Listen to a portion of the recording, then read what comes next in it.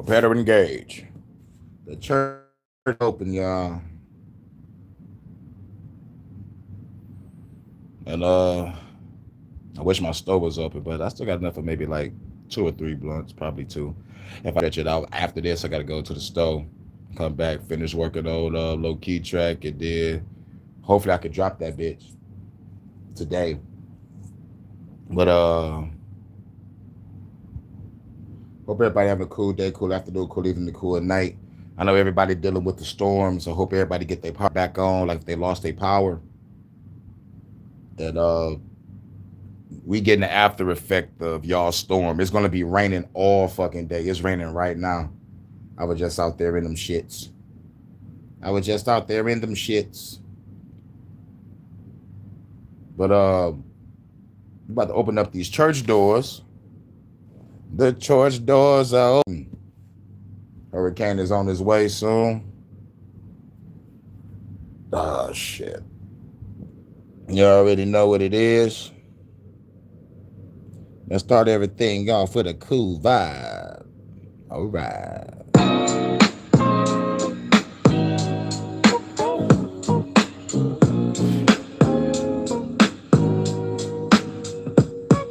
Coming through with the ill flow, love when I spit slow. Astronomical bomb, about to explode. Flip mode, pull out the pistol, you get low. Bullets rip past your face and hit your chick, bro. Sad days, look at this man ways. I blast K's in the last days, make the government cascade.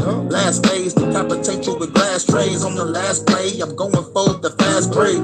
Hey, then I chill for a while. Chick from the UK, yeah, I'm making a smile. She a beautiful queen, let me give her a crown. Bring it down to the States, let me show you around. Hey, show you what the revolution is about. Chilling on a piece of land, me and you in the house. Little soul flow cold, and I'm making a bounce. Put your hands in the air if you feeling it now. Little soul flows cold, if you feeling it now. Put your hands in the air if you hit it, get down. Little soul flows cold, this that lyrical sound. Hurykane coming through when I'm getting the crown. Soul flows cold, if you feeling it now. Put your hands in the air if you hit it, get down. Little soul flows cold, this that lyrical sound. Hurykane coming through when I'm getting the crown. Trying to manifest my destiny, bring the best of me. No discrepancies, but the government keep on testing me. They want the less of me, I'ma hit them so heavily. Haven't seen the bullet shoot through you when you're parakeet. Living clarity, been through therapy, get the charity. Now the revolution is here, they say you're scaring me. Just participate, no need to articulate. If you rolling with the government, you getting killed today. Don't get in my way, enter with the facility. Bullets show they will penetrate, anybody got some shit to say. I'm traveling, throwing lyrics like javelins. Zone war with the Madison, show my girl the lavishness. She is extravagant, yeah, my goddess, the happiness just unanimous. That my baby girl is the baddest chick. The one I'm happy with, body cloud is an action. Baby girl just betting on me, that's not an accident. Your soul flows cold, if you feeling it now. Put your hands in the air, if you hit it, get down. Little soul flows cold, it's that lyrical sound. Hurykane coming through when I'm getting the crown. Little soul flows cold, if you feeling it now. Put your hands in the air, if you hit it, get down. Little soul flows cold, this that lyrical sound. Hurykane coming through when I'm getting the crown. Little soul flows cold, if you feeling it now. Put your hands in the air, if you hit it, get down. Little soul flows cold, this that lyrical sound. Hurykane coming through when I'm getting the crown. Little soul flows cold, if you feeling it now. Put your hands in the air, if you hit it, get down. Little soul flows cold, this that lyrical sound. Hurykane coming through when I'm getting the crown. Woo!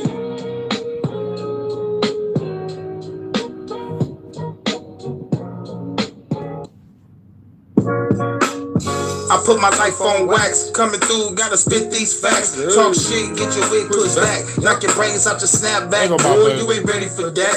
Bow down and pray to your God, cause I'm bringing the bomb. Activate while I chill out a pond.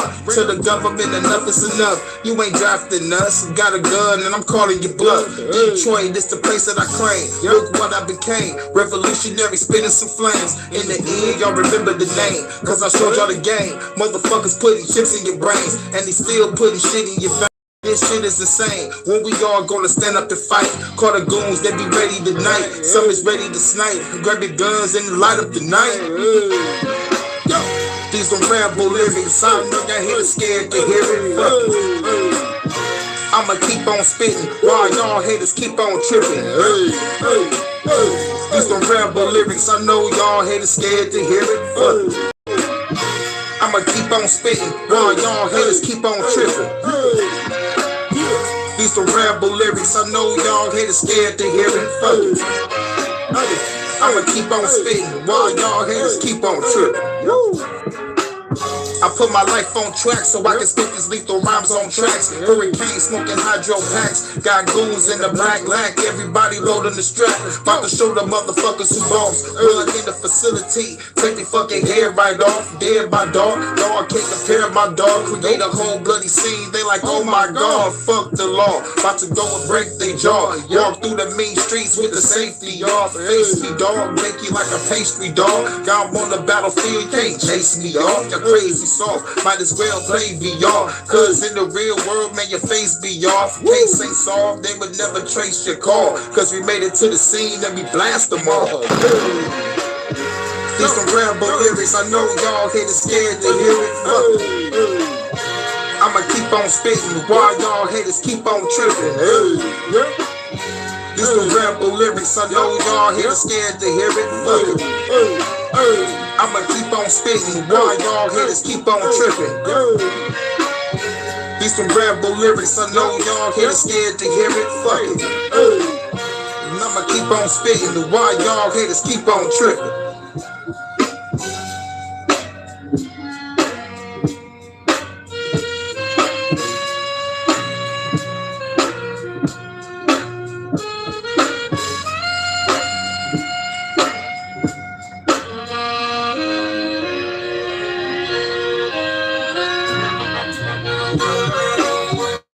These some ramble lyrics, I know y'all haters scared to hear it. Fuck it. I'ma keep on spitting while y'all haters keep on tripping. These some ramble lyrics, I know y'all haters scared to hear it. Fuck it. I'ma keep on spitting while y'all haters keep on tripping. These some ramble lyrics, I know y'all haters scared to hear it. Fuck it. I'ma keep on spitting while y'all haters keep on tripping. These some ramble lyrics, I know y'all haters scared to hear it. Fuck it. I'ma keep on spitting while y'all haters keep on tripping.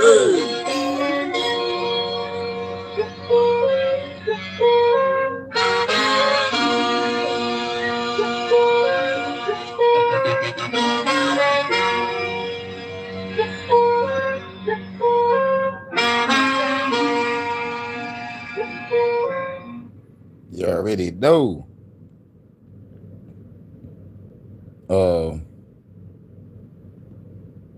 Wait a minute. Here you go.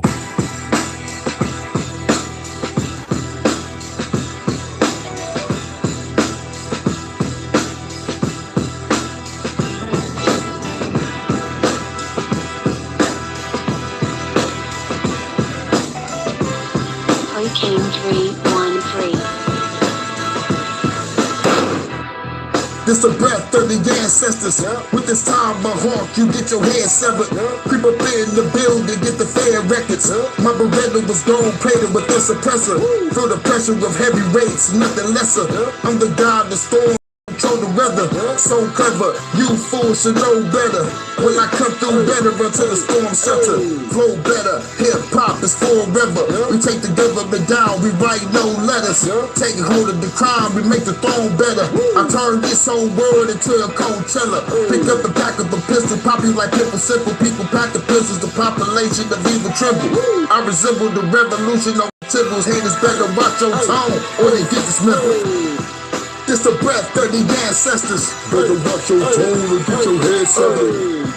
This the breath of the ancestors. Better watch your tone or get your head severed. This the breath of the ancestors. Better watch your tone or get your head severed. This the breath of the ancestors. Better watch your tone or get your head severed. Cracking bottles overhead to make them wobble. Don't like the TV show, nigga, just change the channel. Genocidal, these lyrics might hold the title. Carry Bibles, my goons, they carry rifle. Very tribal, sometimes be very primal. AR-15, I'm killing every rival. They say it's mediocre, cut you up into pieces and leave your body parts inside your easy sofa. Being a soldier, you see my soldiers, they creeping over. Parkour type shit, you see us sleeping over. Jackie Chan, you understand, you catching hands. Kick your ass through the van, I think you dead, man. Fuck a fizzle, the fragile fickle. Feel like I got a blast at the government quicker than anybody, nigga. Split your body apart and throw you in the river. This the revolution, you gotta deal with us. This the breath of the ancestors. Better watch your tone or get your head severed. This the breath of the ancestors. Better watch your tone or get your head severed. This the breath of the ancestors. Better watch your tone or get your head severed. This the breath of the ancestors. Better watch your tone or get your head severed. This the breath of the ancestors. Better watch your tone or get your head severed. This the breath of the ancestors. Better watch your tone or get your head severed. This the breath of the ancestors. Better watch your tone or get your head severed. This the breath of the ancestors. Better watch your tone or get your head severed. You already know what it is.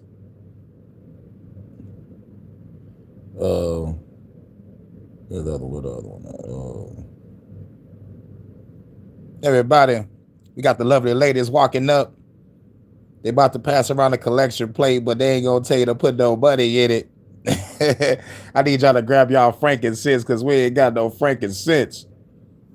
And much love to my goddess, my first lady.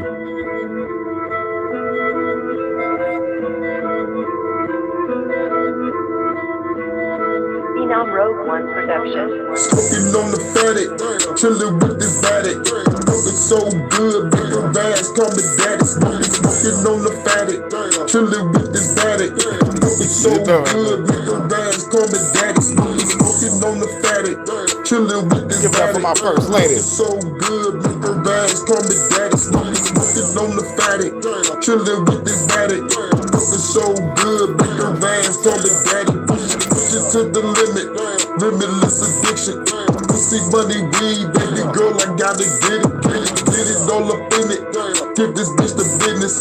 Business booming good, stock prices never slipping. I've been smoking heavy, chilling in the Chevy.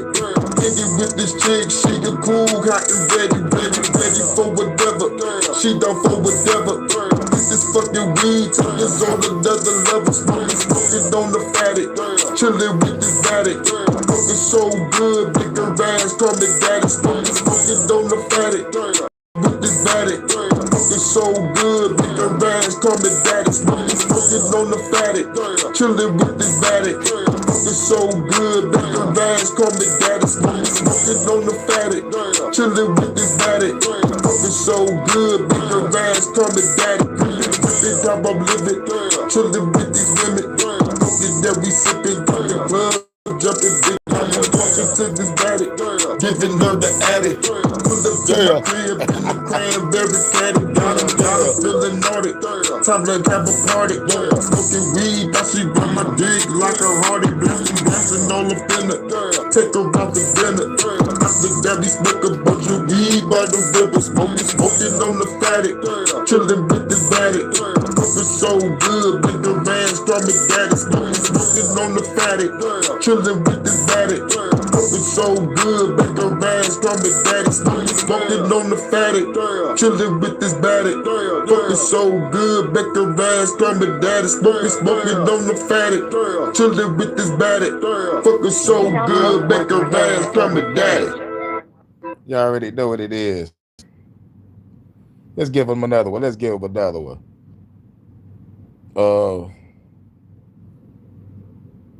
I need all my ladies to twerk that ass in the congregation. I need y'all ladies to twerk it up the aisles.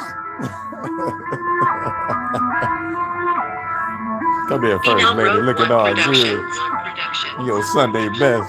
Baby girl, twerk that ass, baby girl, throw it back, baby, do it for the bag, say it's throwing up the cash, baby girl, twerk that ass, baby girl, throw it back, baby, do it for the bag, say it's throwing up the cash, baby girl, twerk that ass. Yeah, I made it here at last, seeing women walking past, time to pull out the cash, baby girl, shake that ass, girl, I'm paying for the dance, girl, you got me in the trance. Hit me with her sexy glance. Now we get into the trap. Private party in the slab. All these bitches looking bad. About to get one from the back. Baby girl, give me that. Got to take it to my pad. Going all in that land. She was ready for the splash. Baby girl, twerk that ass. Baby girl, throw it back. Baby, do it for the bag. Niggas throwing up the cash. Baby girl, twerk that ass. Baby girl, throw it back. Baby, do it for the bag. Niggas throwing up the cash. Baby girl, twerk that ass. Now fish about the lab. About to get back to the bag. She was in the S class. Busy up, it's time to dash. On the E-way driving fast. About to go pick up a stash. Hit the rash from the back. Gotta put it on the track. All the ladies on the floor. Twerk that ass, drop it low. Baby, you know how it go. Baby girl, twerk that ass. While I'm throwing up the cash. Everybody have a blast. Tell the girl to twerk it fast. Baby girl, twerk that ass. Baby girl, throw it back. Baby, do it for the bag. Niggas throwing up the cash. Baby girl, twerk that ass. Baby girl, throw it back. Baby, do it for the bag. Niggas throwing up the cash. Baby girl, twerk that ass. Baby girl, throw it back. Baby, do it for the bag. Niggas throwing up the cash. Baby girl, twerk that ass. Baby girl, throw it back. Baby, do it for the bag. Niggas throwing up the cash. Baby girl, twerk that ass. Twerk it, fucking ladies.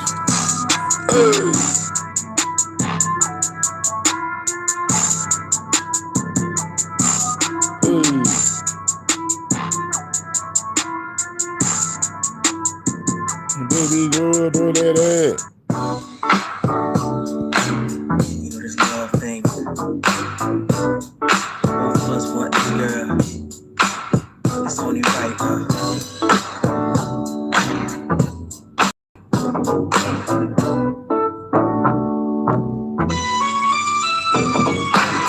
It's only right, girl. We both want peace. We both want something true. So come a little closer. It's only right, girl. It's only right. Come a little closer, yeah. Baby girl, come close to me. This where you supposed to be. I know you want to see the cool sights in the 313. I got a spot for you with me. Got a pound of green, roll it up, baby, smoke with me. Baby, about to get between the sheets. Yes, the scene is sweet. Me and you, girl, we dream of peace. She love when I rock the beat. Gotta drop the heat. Love when she rock with me. At the beach, we watch the sea. Time to go with the flow. Smoking weed and it's making us flow. Baby girl about to put on the show.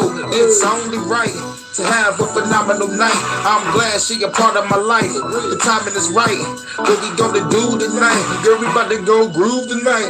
It's only right, girl. We both want peace. We both want something true. So come a little closer. It's only right. Shout out to Jordan, the head of the choir. Yeah. Come a little closer, closer. Baby girl, come close to me. Go different place of the world. Got her holding me so tight, baby, flow with me. You gotta go back overseas. It's only right, girl. In the Philippines, we walking in the field of dreams. It's love to see. We both won't be In here. paradise where she love to be. As we float to space, me and baby girl feeling great. It's a little day, let me love you in a special way. Time to take it to a special place. See the smile in your face, let me know that I'm doing it right. Baby girl is me and you Alright, for fuck life. YouTube, I put out the notifications. Nighttime is the right time. Let me hit you with these right rhymes. It's only right, girl. We both want peace. We both want shit, that's thunder something outside. true.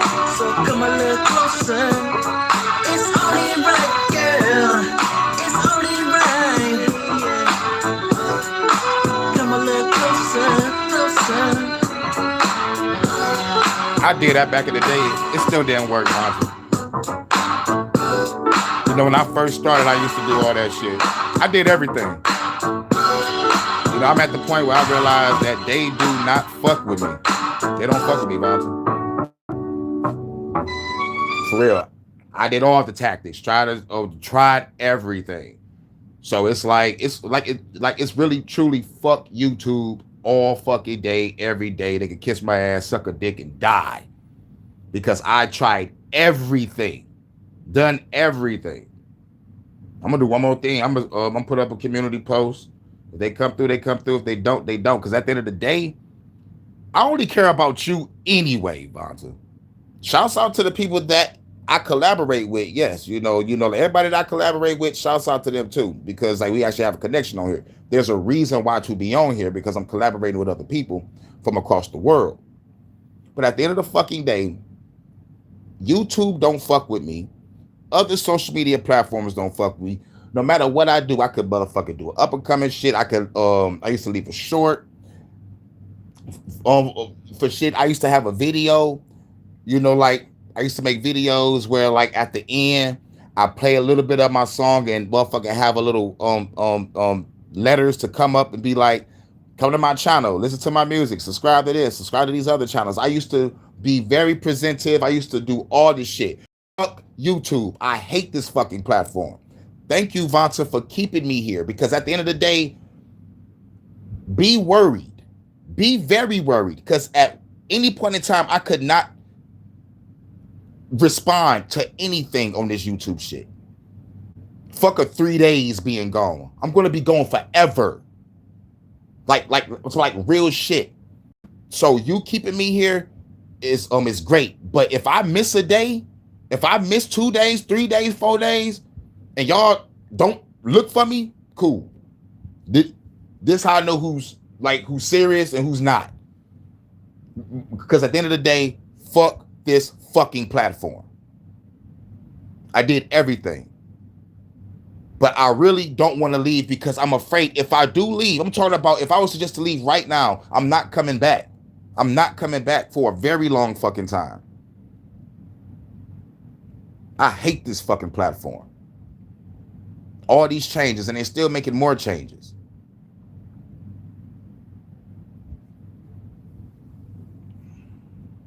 I can't deal with this shit no more. On some real shit, Vonta.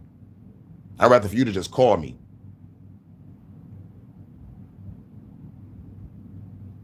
That's how I really want shit to be. So it can be full contact. I don't got to worry about YouTube no more. I can call you, see how you doing. You see how I'm doing. And you be like, baby, go live. I'm like, all right, cool, baby. I'll go live for you. But otherwise, man, shit. Get away from YouTube. It'll give me more time to do a whole bunch of other shit that I need to do when it comes to this revolution, when it comes to, like putting more into my meditation, putting more into my music, putting more into, like building some other shit. It's like, I try to adapt, and every time I adapt, they change up. When I follow that, they change up. It's just like, what's the fucking point? I feel like killing everybody on YouTube. Everybody that work for YouTube, everybody that work for YouTube or affiliated with YouTube or motherfucker wearing the mask and motherfucker shutting up and being a good boy for YouTube, kill y'all fuckers too. I'm sorry that I'm not sorry. It's like, what the fuck?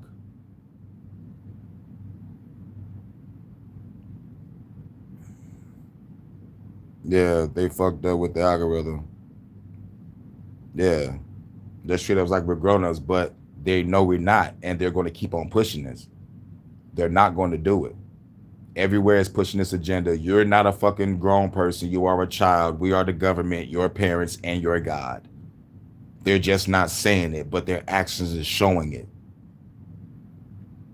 Their actions is showing it. But real shit, Vonta. Thank you for keeping me here. Because fuck this fucking platform. I digress. I gotta roll up a blunt. Oh, I just got motherfucking heated.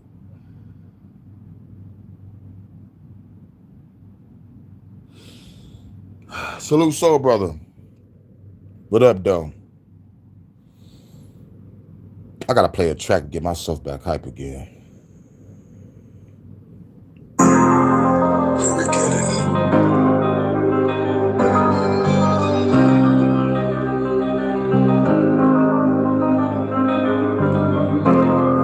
From Detroit to Texas.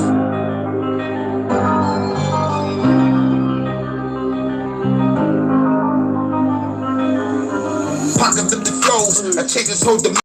Reach my ascension. Time to start the mission. Metaphysical drill shit you gotta deal with. I get the Modag, hit you with spinning wheel kicks. Feel this, I'm going hardcore. You cardboard, you can fall for it. Hit your ass with this broadsword. Try to course, got no way using parkour. Call the saboteur, shot our ass with this Mossberg. One shot was seeing quakes to every city. Killing plenty, the government was fucking with me. Teach us specific weapons, delete your essence. Have you run to the priest, give them the confessions. Keep the message of revolution, I'm best at doing it. It reflect through my art and my fucking music. What you doing? Sitting here, I'm cooking up. Can't find the revolution, then look at us. Hurykane to be the name, got back the levels. Eradicate all fears, I see him stepping. When I'm repping, revolution got many weapons. No biblical shit, this is Hurykane. This is Hurykane. Breaking Hurykane. This is Hurykane. What it is? Breaking Hurykane. Cataclysmic, I have the spirit disaster village. I'm descending from the sky, you kill the villains. Not tripping to killing us by the millions. Vaccination to death rates, like high percentage. Oh, you mad? Spitting truth and fucking facts. Fucking facts, put you all in body bags. See me clam, the all black, carry your mag. Pistol whipping the fed and I'm killing your dad. Every bloodline real fall, I gotta brag. Break a storm to the planet and then you trying to fast. At last, retaliation for the past. This is my damn land, gotta take it back. Y'all be ready, the storm is deadly, you feel the rage. As I come to your city, destroying everything. Every rain will pierce flesh, show I'm the best. Active emergency is not a test. I destroyed everything till nothing left. Whoever left, the motherfucker get beat to death. What I'm repping, revolution with many weapons. No biblical shit, this is Hurykane. This is Hurykane. Bringing Hurykane. Thanks, Bounty. You know what it is. This is Hurykane. I need one more. I'm not hype enough. I need one more. I need one more. I need one more. And then we're gonna go off into the. We're gonna go off into the shit. We go off into the live. Go off into the live. Let's get it. Let's get it. I gotta get more hype.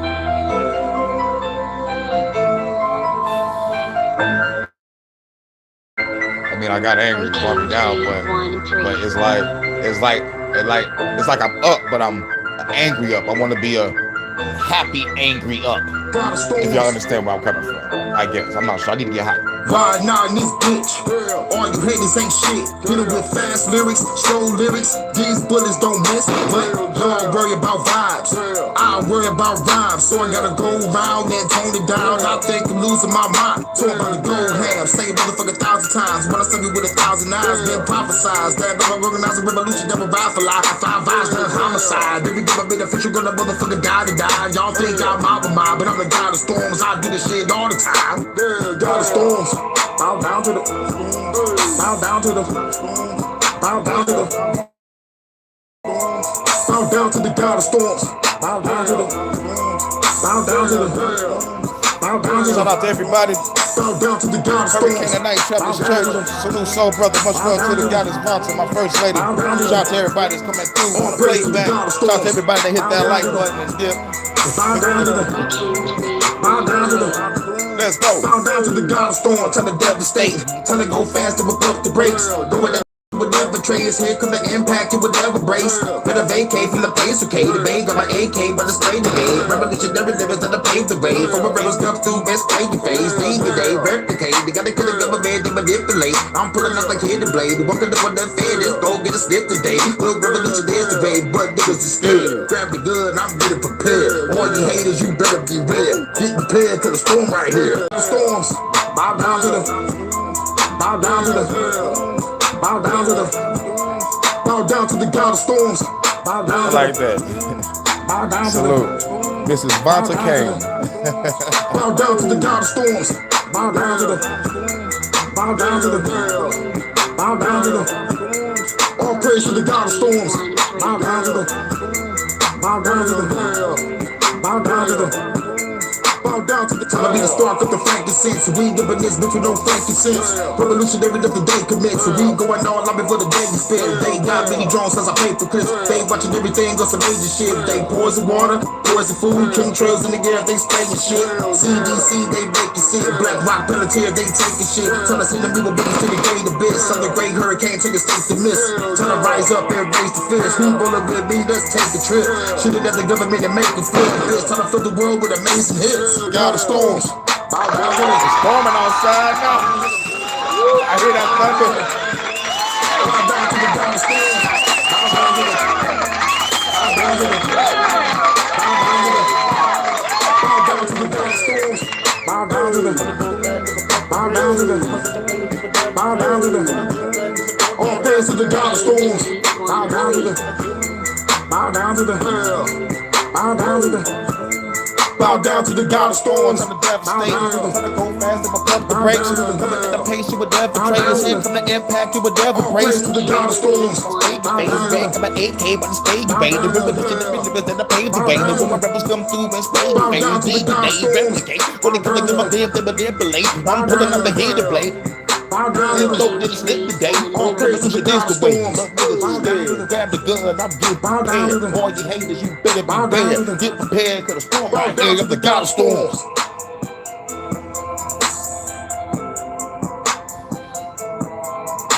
The Empire. All right. I feel a little better.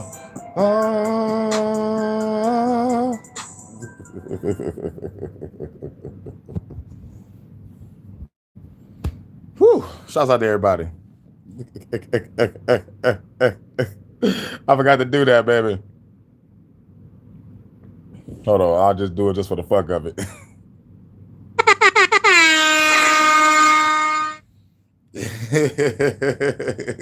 You already know. Shout out to everybody here at the Hurykane Night Baptist Church. We got thunder outside.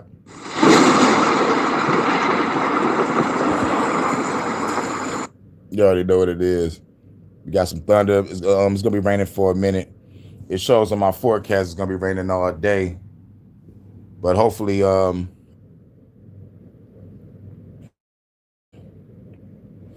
where the hell is that motherfucking shit? I can't find the hole. I forgot I didn't, I didn't write the goddamn name next to what I recorded. Ain't this a bitch? Stop shooting in a goddamn church. But real shit, shout out to everybody. This is the Hurykane Sunday hood service where we deconstruct and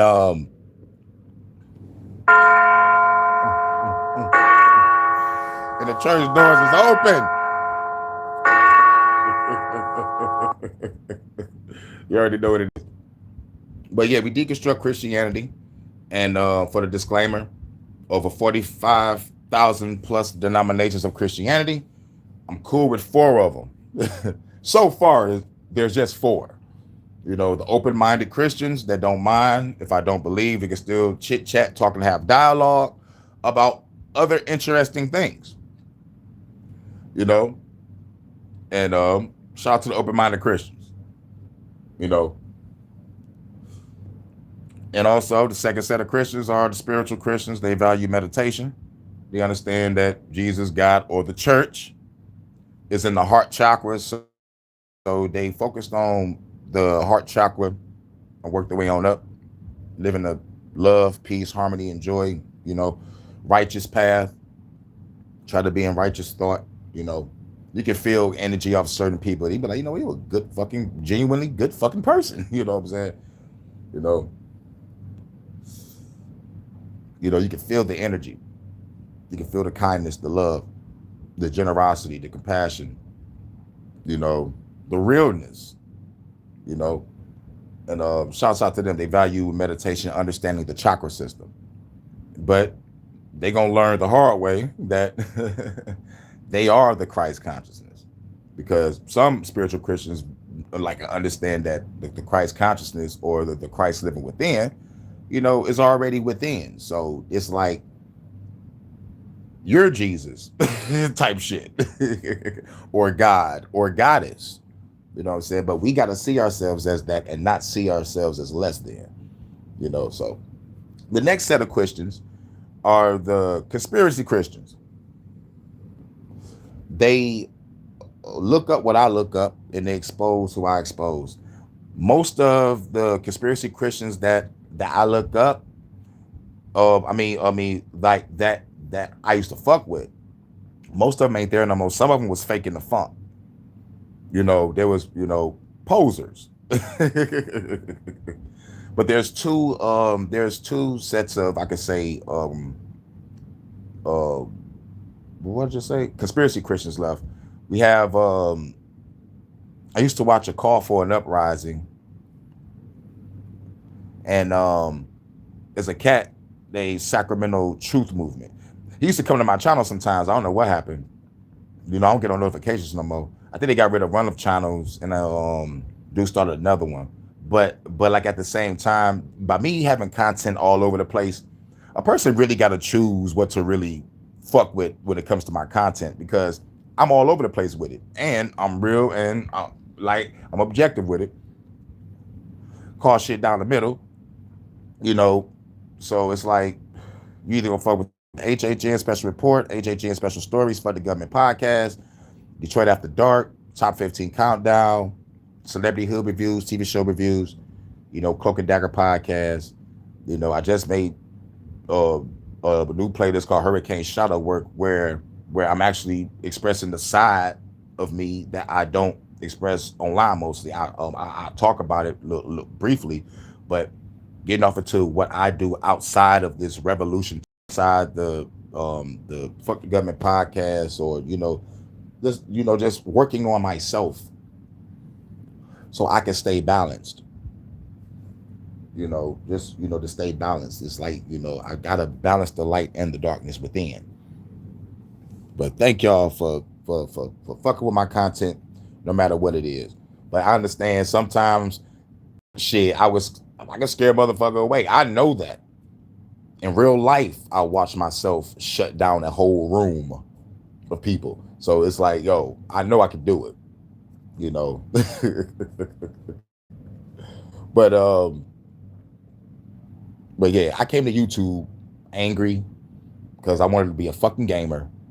The scamdemic happened. I had to put that money towards survival. So I had to come to YouTube saying and play my music that says fuck the government. And then I start growing from there. I start growing from there. But like looking at all my content, I see what the algorithm love. They love celebrity bullshit and gossip. I'll give you some celebrity news, but I'm not going to give you celebrity gossip. I'm going to talk about all goddamn day.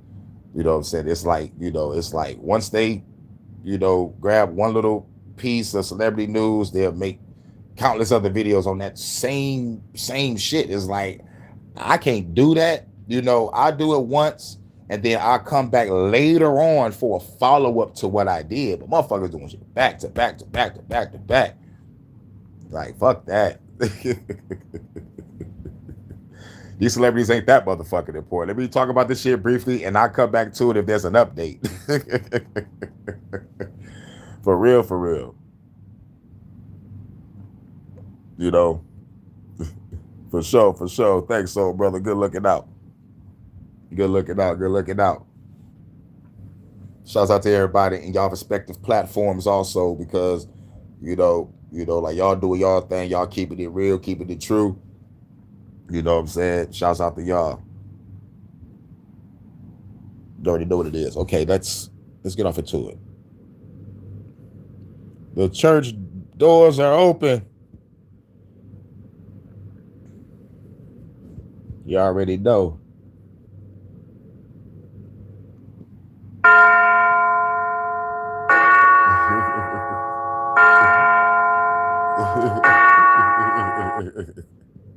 All right, this was right here. All the things me and my sister in Christ did over the weekend in ATL.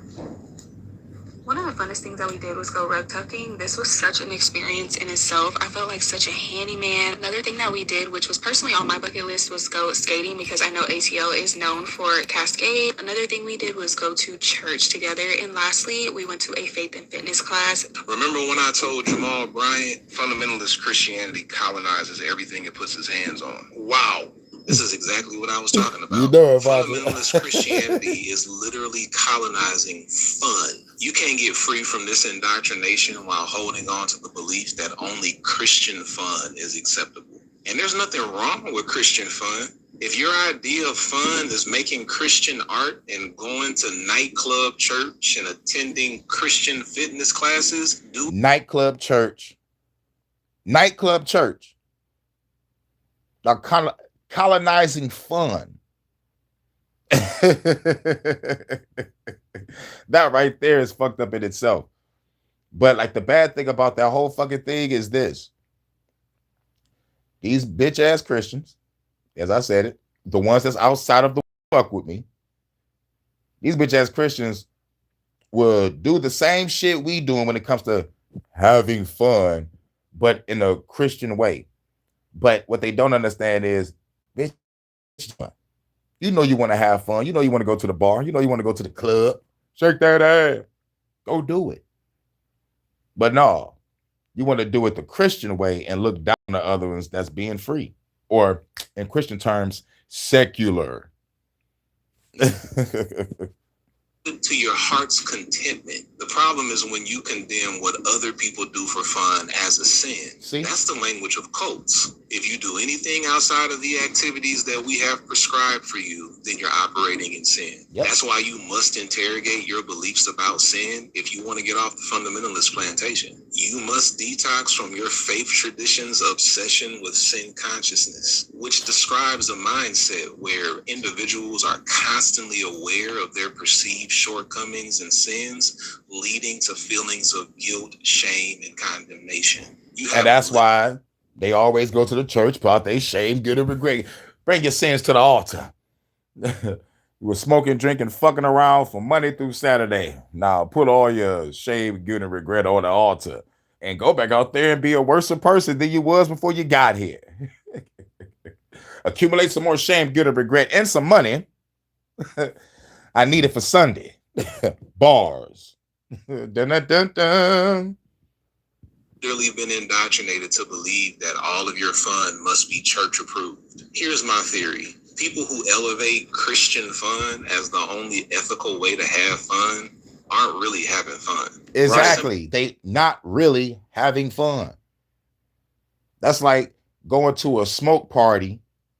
You thinking that there's going to be weed, but everybody got a goddamn hookah with no weed, smoking flavored tobacco. I'm like, I thought it was going to be a smoke party. Y'all said smoke party. Oh yeah. Sorry about that. We forgot to say hookah. I'm out. Y'all said smoke party. When we say smoke party, everybody smoking weed. Or if you do got a hookah, what we call a bong, then be smoking that. THC vapes, some edibles, you know what I'm saying?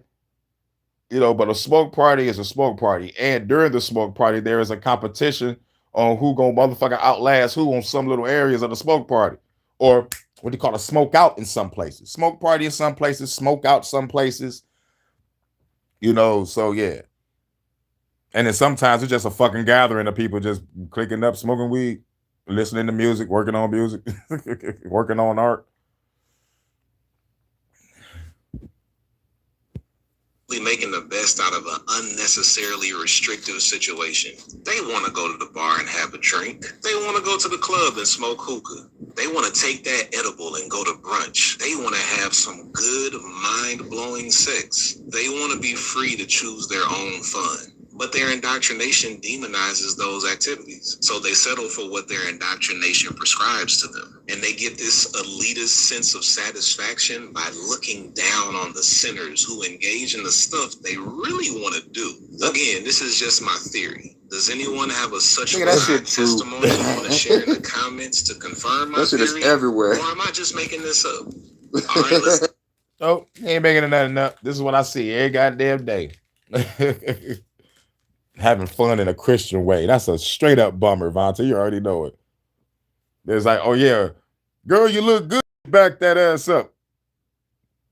And nobody shaking their ass. Bummer. Next.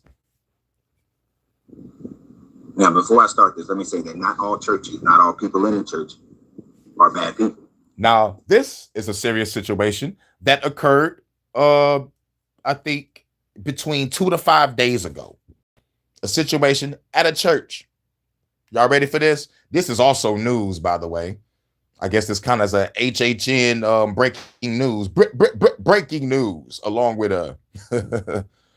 some shit about church. Let's go. But I will say that people in the church willfully turn a blind eye to what's actually going on within their church, which makes them culpable for all the events that happen within their churches. At the end of the day, these scumbags are murdering people. The Volusia County Sheriff is reacting to a Holly Hill pastor telling News 6 she wasn't aware of her son or anyone being involved in a major drug and gang operation on church property. This is the Greater Harvest Ministries Church here in Holly Hill, and this property next door is the house where the sheriff says this gang was using as the hub of their operation. They raided it early Tuesday morning. So far, 42 people have been arrested, including the pastor's son and grandson, and investigators say they're still looking for more than a dozen others. Wow, pastor's son and grandson arrested along with a whole bunch of motherfuckers having a drug operation on church grounds. You know, like there's a house in front of the church. So they operating out the house. Now, you already know somebody's a snitch bitch rich. You know what I'm saying? Somebody snitched like a motherfucker. They selling drugs out the house. Why do you care? You're supposed to be going to church right here. This is a house that's across the street from the church. Why do y'all care about what's going on at this house right here instead of going to church? That's my question. Stop being a fucking snitch. Because at the end of the day, motherfuckers don't even be motherfuckers saying this, but motherfuckers be blowing weed heavy before church. You can smell weed like a motherfucker. Weed, perfume, and cologne. And I'm sniffing through the crowd like, nigga, which one of y'all niggas smoking weed? Got your ass. About to sell this nigga a bag. A bag of weed, a bag of weed. Everything's better with a bag of weed. Or should I say frankincense, because we ain't got no frankincense. But in this case, these motherfuckers had drugs and guns, and it was fucking over people. Shout out to Branches. What up, though? Says they watched the property for nearly a year and brought in the FBI for wiretaps targeting a gang that called themselves the Cutthroat Killers. They call themselves the Cutthroat Killers. Y'all self-made gangs, y'all give yourselves away just with y'all names. Y'all gonna pick a generic bad guy video game name. Wow, you think nobody was gonna say something? We're the Cutthroat Killers.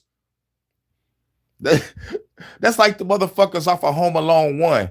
That was like, nigga, we the Wet Bandits. I'm like, why would y'all call yourselves that? Bitch, this ain't the Western days. What the fuck? We don't live in Cheyenne. Take it back to the old wagon trail days. We're the Cutthroat Killers. We're the Wet Bandits. We're the Dutch Gang. I'm John Marston. Hello, Miss McFarland. Bend that ass over so I can hit that shit before. Take the bitch out in the woodshed and all that crazy shit. You already know what I'm talking about. Y'all know what I'm talking about. Kids is not running no operation out of the house. No, not that we was aware of anyway. Now, those arrested so far are facing a slew of charges, including drug trafficking and possession of firearms. The pastor, the sheriff, says they can't prove had knowledge or was involved in this, so she's not expected to face charges. At the end of the day, these scumbags are murdering. At the end of the day, these scumbags are murdering people. Okay? Okay, Mike? But real shit, ain't no way in the fuck you the pastor and you didn't know that your kids and your grandkids was involved in shit that you know that these young kids be getting involved with. Y'all know motherfuckers selling drugs. Y'all know motherfuckers got some bullshit going on. But nah, the Christian way is pray about it and don't say shit. But when shit blows up in your face, motherfuckers act like they don't know. That's the shit that I hate. Family and friends does that shit. Y'all know this is a bad motherfucker in the family. Fuck bad in a bad way. Bad motherfucker in the family, fucking over shit, guns, drugs, in and out of jail, doing this, and y'all still house this motherfucker near a church. You fucking crazy. I wouldn't be surprised if the motherfucking kid was living at the house because he didn't have nowhere to go because you sell drugs. You got guns, and there's a whole bunch of other people involved that the feds are still looking for.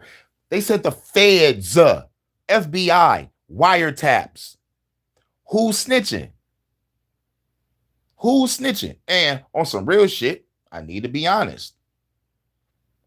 We don't even know if the FBI or law enforcement already infiltrated the church to see what they're fucking doing. Because at the end of the day, that's what they do. They infiltrate churches and what's the nonprofit organizations, matter if you black or white. They infiltrating that shit to find out what's going on. And if they can get a whiff of a trail towards drugs, guns, gang activity, money laundering, or theft, they're going to follow that trail and they're going to motherfucking put people in place. They do this shit. It's all in a counterintelligent program files that the Black Panthers raided the offices and grabbed in the 60s. And we found out that shit. We know, oh, if y'all got this program, no telling what other programs you have. I know COINTELPRO was still in operation. COINTELPRO means counterintelligence program. I knew they still in operation when they came to motherfucking Michigan and did this fake FBI kidnapping plot on my fucking governor and locked up a fucking militia. Now, when they locked up the 15 members, 14, 15, 16 members probably, they let like 14 motherfuckers go and kept the 2 leaders. So I'm like, holy shit. I knew they was gonna get railroaded when they said like we wasn't gonna put no evidence on trial and we're not gonna let no witnesses get on trial. And like, these were the important evidence and the important witnesses that was gonna motherfucking make the FBI look like incompetent fuckers that staged the fucking FBI kidnapping plot just for the governor to win again. That could have been the case because like that's my theory.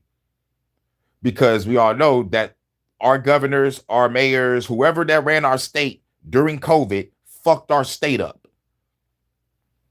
So, and not only that, this bitch of a governor have the nerve to give you fed time for misgendering a motherfucker. Misgendering, you can get fed time, up to 5 years for calling somebody that's supposed to be a man or a fucking woman or some shit. You know, y'all know what I'm talking about. It's bullshit. Let's go. Sorry about that. So here we go. We got a pastor who is claiming that she was unaware that the building that's adjacent to the church, that is owned by the church, ran by the church, that she did not know that her children, her son, her grandson, were involved in a gang called the Cutthroat Killers in Volusia County in Florida. Now, this gang has been raided by the FBI, plus the Volusia County Sheriff and various other police departments and various other government organizations. They are charged with at least 4 or 5 different overdoses, and 4 of those did result in someone's death, of drugs ranging from marijuana all the way up to Molly and heroin, all these other types of drugs. Marijuana doesn't kill people, but that fentanyl, Molly, and like whatever they motherfucker was selling out that shit do. The other thing that they're being accused of, being the Cutthroat Killers, is the fact that they also are being charged with multiple shootings in and around Volusia County and other parts of Florida. They violated a Buc-ee's. They went shooting at a Buc-ee's. I don't mean that to be funny, but I love me some Buc-ee's. It's like they shot at a Buc-ee's. I love Buc-ee's. I love the restaurant Buc-ee's. Why I had to shoot at a Buc-ee's?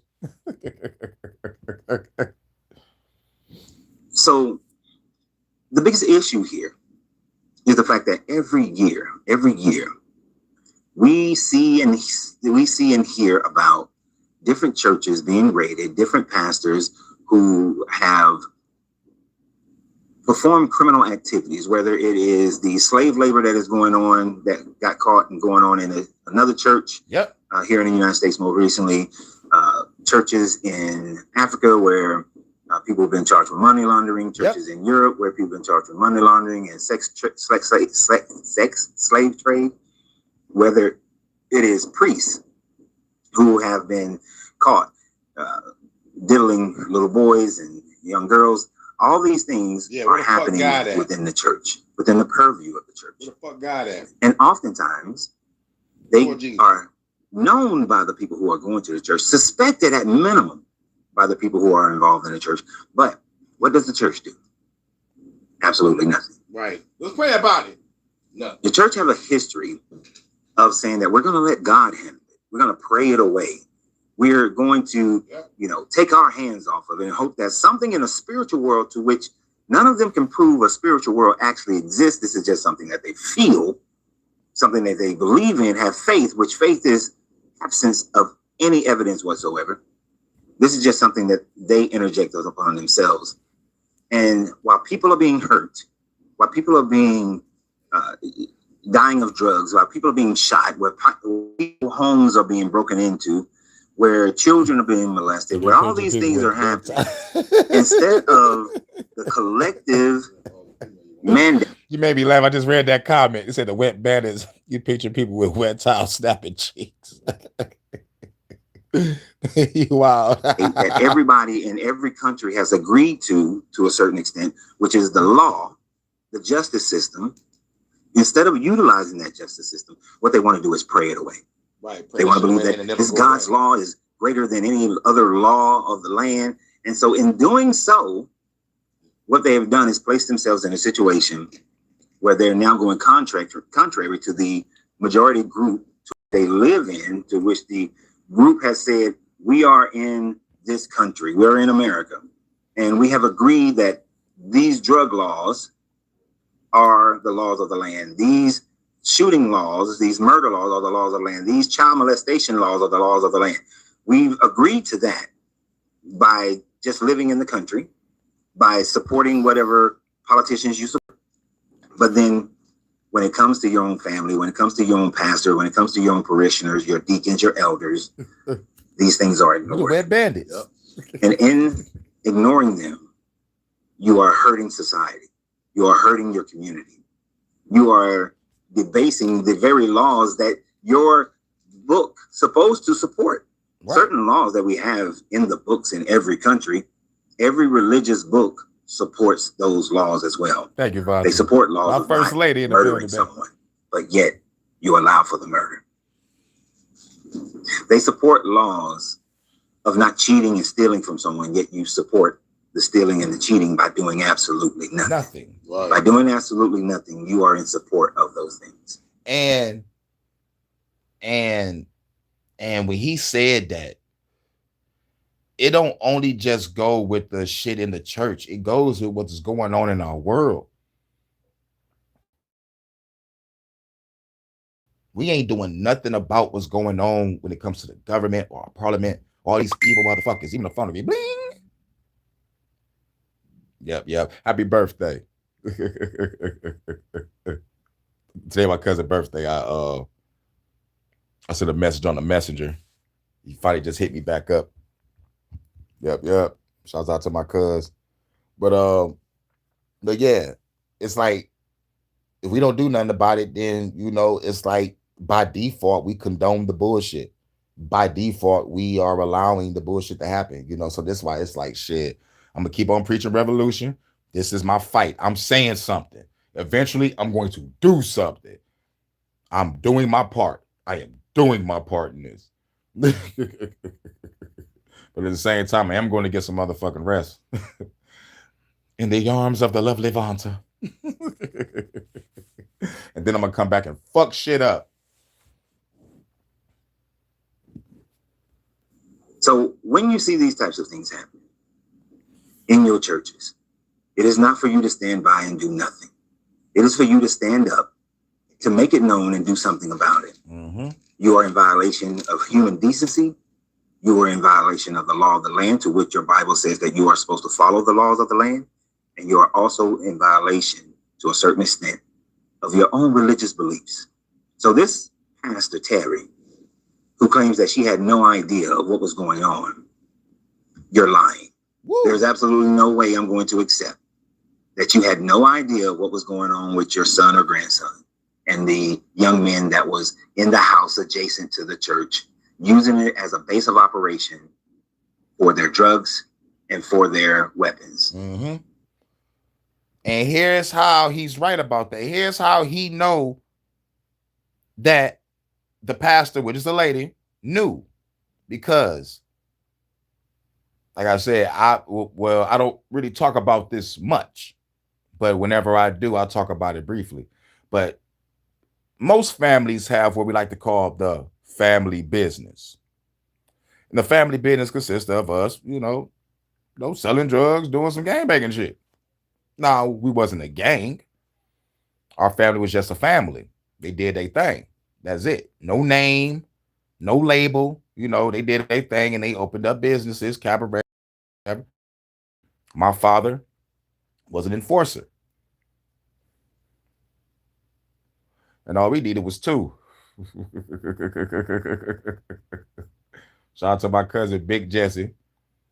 And my father was Little Jesse. Now I'm Little Jesse. So I can picture a stocky motherfucker knocking niggas out talking about where my family money at. I heard some stories. By day, my father was working in the hospital. By night, my father was fucking niggas up. But it was also fucking with my mom. And it's understandable why he couldn't stay with my mom, because if you own drugs and you're stupid, selfish, and stubborn, you can't be with that. And plus you motherfucking dipping in a sack. You gotta tell the motherfucking family, hey, yo, she's fucking with the shit. And I know I work with y'all, I fuck with y'all, and we all family, we all cool, but she fucking up the money. And I can't deal with this shit no more. I know I got a kid, I know I got a son, but if she ain't listening to logic, reasoning, and fucking understanding what we need to do to save up money, to keep a roof over our heads and shit, I gotta go. I can picture that being a conversation my father having with my family. And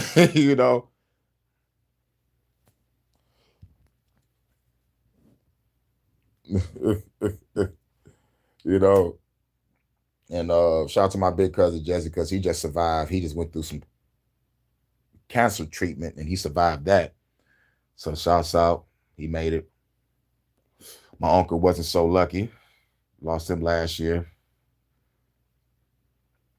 on my auntie's birthday, which is his sister. Wild work. But shout out to everybody. Shout out to everybody. Hope everybody having a cool day, cool afternoon, cool evening, cool night. Correct. Revolution is the answer for the planet. That's right. I think we are at the end of this. Fuck your feelings, and you need to do what's right based on humanity, not your religious belief or your familiar relationships. But what do you guys think? And always remember, you have to free yourself to be yourself, because your greatness is non-negotiable.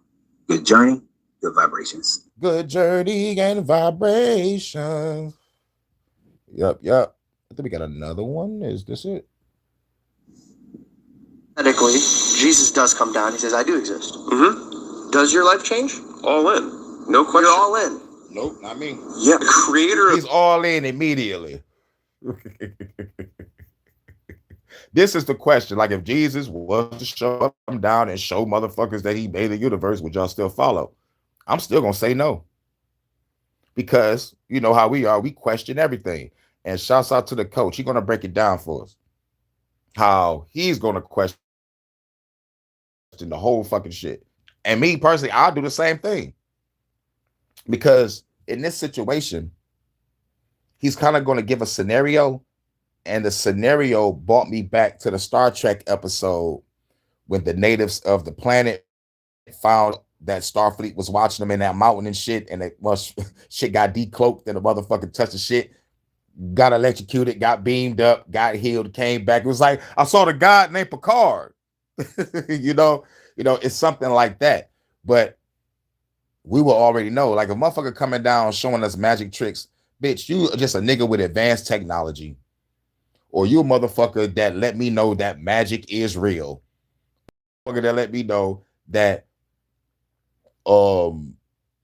you know different formulas for the alchemical process to create what you need to create in this realm. We forgot how to do most of the shit, but you know, it ain't really nothing to do under the sun. This advanced tech. And if we keep on advancing, we're gonna be just as advanced as the niggas that's advanced. So it's like, or the scenario of us going back in time with a couple of guns and we come back and start fucking shit up and they think we gods on that shit. You know, basically, Army of Darkness, Bruce Campbell. My name is Ash and this is my boomstick type shit. The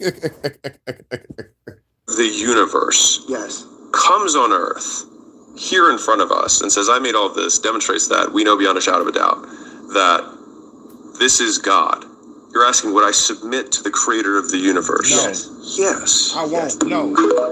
You gotta love when Christians ask other Christians loaded questions and then they give a loaded answer. Yeah, it's a loaded fucking question. It's a loaded question. And he's going to explain why it's a loaded question. And you may ask the question, why are these things loaded? Because both of them are loaded with the idea that you already believe in Jesus. So the question turns into a circle question and answer. Because there already has to be the idea that you believe in Jesus in order for this to make sense. Right. For example, if Kalis was to come back, right, on some Klingon shit, Kaplavanta, Kalis come back, shows that he's Kalis. Motherfuckers that believe in the words of Kalis and believe in Kalis is going to follow immediately. But some are going to question. Be like,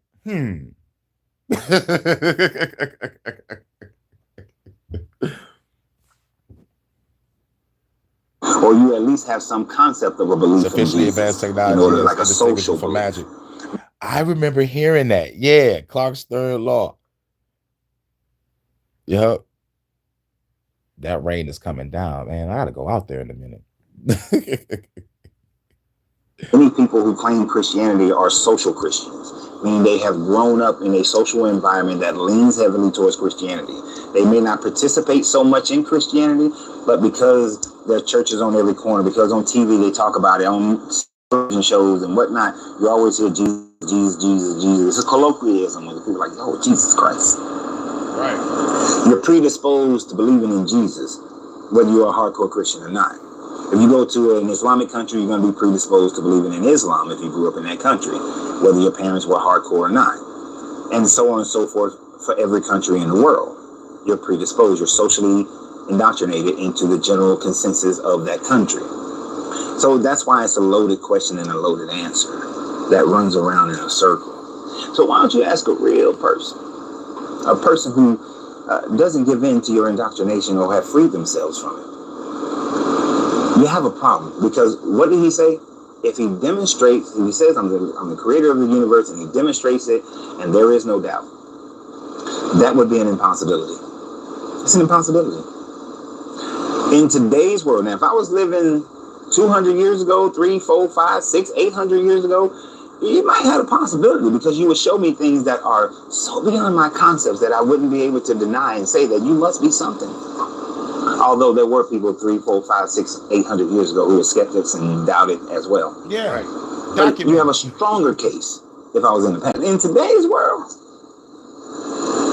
no being can come here and show me anything and me still have doubt of them being the creator of the universe.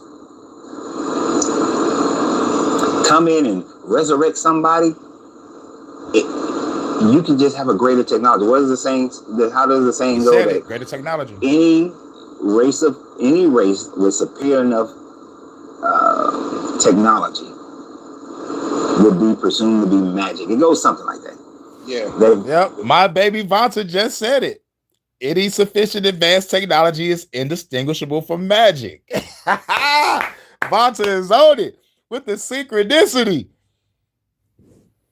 If I were to able to go back into the time frame of Jesus, and I was a medical doctor and an engineer and military, all that stuff wrapped up into me, and I had the tools, I could resurrect people who they think is dead. Really, they're just a little bit dead, just mostly dead. Some of my people get the mostly dead thing. They're just mostly dead. Oh, praise the first lady. I could have helicopters and jets. I can forge metal, and I can make bombs, and I can do all these things that to those people they'll be like, it's a miracle. He must be an angel, or he's God, or the Son of God. But there will be those who would doubt me. Oh, and I would doubt any alien, because that's what I would think that they were. If you're an alien, first lady, baby, and you just floated down, or you material. If somebody materialized right here, right next to me right now, I'd be like, damn, they got a teleporter. I'm not thinking that's Jesus. Right. I'm not thinking that's Brahma. I'm not thinking that that's Chetua. I'm not thinking that that's Ra. You're an alien. I'm gonna be like, you're an alien agent. Hit that nigga. It'll be a scrap. Let a motherfucker materialize next to me. Instantaneous reflexes activated. Straight up dragon kick through the fucking window. Wada! Or you're a human and you got some teleportation device that you figured out. I know they was working on that Georgia Tech over the last like 30 years. Right, and they have been successful at small levels. But you're an alien. You got a laser gun? You're an alien. You put a little thing on your head. You got a laser gun. You from DARPA. Y'all got the cloak technology. It's like shit. Like I said, let a motherfucker materialize next to me. He is going to get instantaneously kicked through my fucking window. like real shit. You better motherfucking materialize and be like, wait. I come in peace. Nigga, say pause. Pause. Look, I'm here from another plane of existence, or I'm here for such and such. Bitch, prove it. Show me your badge. Show me your credentials. As a matter of fact, get on your knees, nigga. Get on your knees and pray.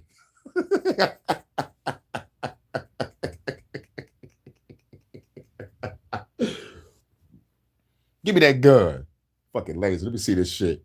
Oh, this say DARPA, and blast his ass with it. Fucking DARPA agent. CERN gonna be doing that. If I see man, bear, pig pop up out of a CERN portal, it's over for everybody. South Park. DARPA. And it healed. Like, I got this back pain in my back right now. We went to the beach yesterday, and there was so much sand in the car. And vacuuming the car today was a beast. And you just good thing and pure, and all this get healed. All that. Oh, where's the med bed? Where's your alien technology? How did you figure that out? What are you able to? You got medical technology that goes down to the atomic structure? That's all I'm thinking. It ain't changing my life to believe in God. No. Right. It ain't changing my life to believe in God. After my motherfucking apartment building burnt up and my crib was the only one left standing, I ain't be like, oh, thank you, Jesus, I'm about to go back to believing in God. Hell no. I was like, my power fucking worked. But if I was to throw all that shit aside, God and my own spirituality and all the shit, I'll be like, this is mysterious. This is an anomaly. I don't know how this can scientifically happen for a whole building to go in flames and my crib is the only one left. I don't know. I fucking don't know. That's if I was to put Christianity aside and put my own spirituality aside, and I was just a person just living my life. I'd be like, yo, shit, I can call it a miracle. I could say this, I can say that, but real shit, I don't know. I call it luck. Shit, I guess I'm lucky in this, you know what I'm saying? I know that it was me. So I know that it was my power doing the visualization, affirmation, manifestation, you know what I'm saying? Mantras, mudras, doing my altar work, putting my own symbols and sigils on my walls and shit, creating a routine. And especially using my visualizations of me not seeing my apartment. Every time I walked into my apartment, I saw a palace. You feel me? I saw a palace. I'm talking about like my visualization turns on. I could actually see and visualize and materialize my, I'm not in my apartment. Just like right now, I'm not in this house. I turned my room into like, my fucking fortress. And my bedroom was like my healing chamber. I turned that to like a healing chamber. I just lay down, go to sleep, and have like an orb around me and just heal me. Visualization is awesome. And plus your nervous system got to be intact. Everything got to be in line, mind, body, and spirit. And can't forget about the breathing exercises. That helps completely. You can claim that you created all of this. Even if you took me into your spaceship, took me to a place where you couldn't see no stars, it was like so far away from everything, there was no stars to be seen, and then you were able to, boom, create a singularity, and here comes the light, and or create a star, or nebulas, and all that kind of stuff. You are a very that was crazy about the Matrix Center and highly layers on the advanced DMT. Yeah. civilization. Yeah. That's as far as I'll give you. Creator of all this, the entire universe? Nah. It ain't gonna change a thing. That was a loaded question, but a loaded answer. But would that change your mind? Would that make you go from being an atheist to a believer? Nope. Just because you saw some superior magical. Right. It's a Picard. So always remember, you have to free yourself to be yourself, because your greatness is non-negotiable. Good journey, good vibration. All praise be to the Picard. Picard was like, all right, since you want to motherfucking see this shit, okay, shoot me with that arrow then, and I can prove to you that I'm not a god. Picard had to motherfucking put his life on the line to be like, nigga, I am not God. I just have advanced technology. Got shot in the shoulder with an arrow, and the girl lift up the blood. It's like, oh my God, he bleeding. See, told you, motherfucker. Let's get the fuck off this planet and never come back. Yep. It's all a simulation, bro. No, we on a present planet, Vata. All a simulation. It's showtime. Thank you, Vata, for making me laugh thinking about that. It's all a simulation. We're back with another one. It's showtime. That would just make God the programmers, yeah. Mm-hmm. Or in the terms of the Matrix, the analyst or the architect. Well, like the architect in the original Matrix trilogy and the analyst in the new Matrix regurgitations. Yes, I call it Matrix regurgitations. They need to call it Matrix recalibration. Fuck the bullshit. Recalibrate this whole movie. The Wachowskis. A Wachowski. That shit was horrible. It's showtime.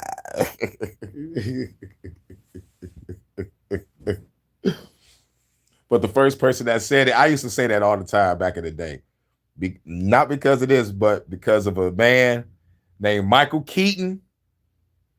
And he didn't play Batman in this movie. He played a man named Beetlejuice. He was like, nigga, dust off his shoulders, put the arms out and said, it's showtime, baby. That bitch just summoned me. I'm about to fuck some shit up. Beetlejuice, motherfucking Beetlejuice. But I ain't see part 2. I heard part 2 wasn't as good as part 1. And I heard that, it didn't capture the essence of part one. But if y'all creating a part two and y'all using the daughter story and she has a daughter that's going through shit, you know, what's gonna be the plot? I remember the Beetlejuice cartoon back in the day. I only watched it barely. It wasn't really interesting. I watched it because it was coming on right before the Mask. I think like the Mask had his own cartoon too. Ghostbusters had a cartoon. Transformers. You already know what it is. Yeah, had no interest in watching part two. Really though. Yeah, me either. Because it was just like it was something about the trailer that I saw, and I'm like, don't get me wrong, Jenna Ortega can get it. Bend her gothic looking ass over real quick. Give me Jenna Ortega and what's that girl name? Aubrey Plaza. Both of them. There's something weird about it. It is weird, but in a sexy way though. Like a sexy gothic nerdish weird. They got the eyes that pierce through your soul. Or maybe that's just their acting skills.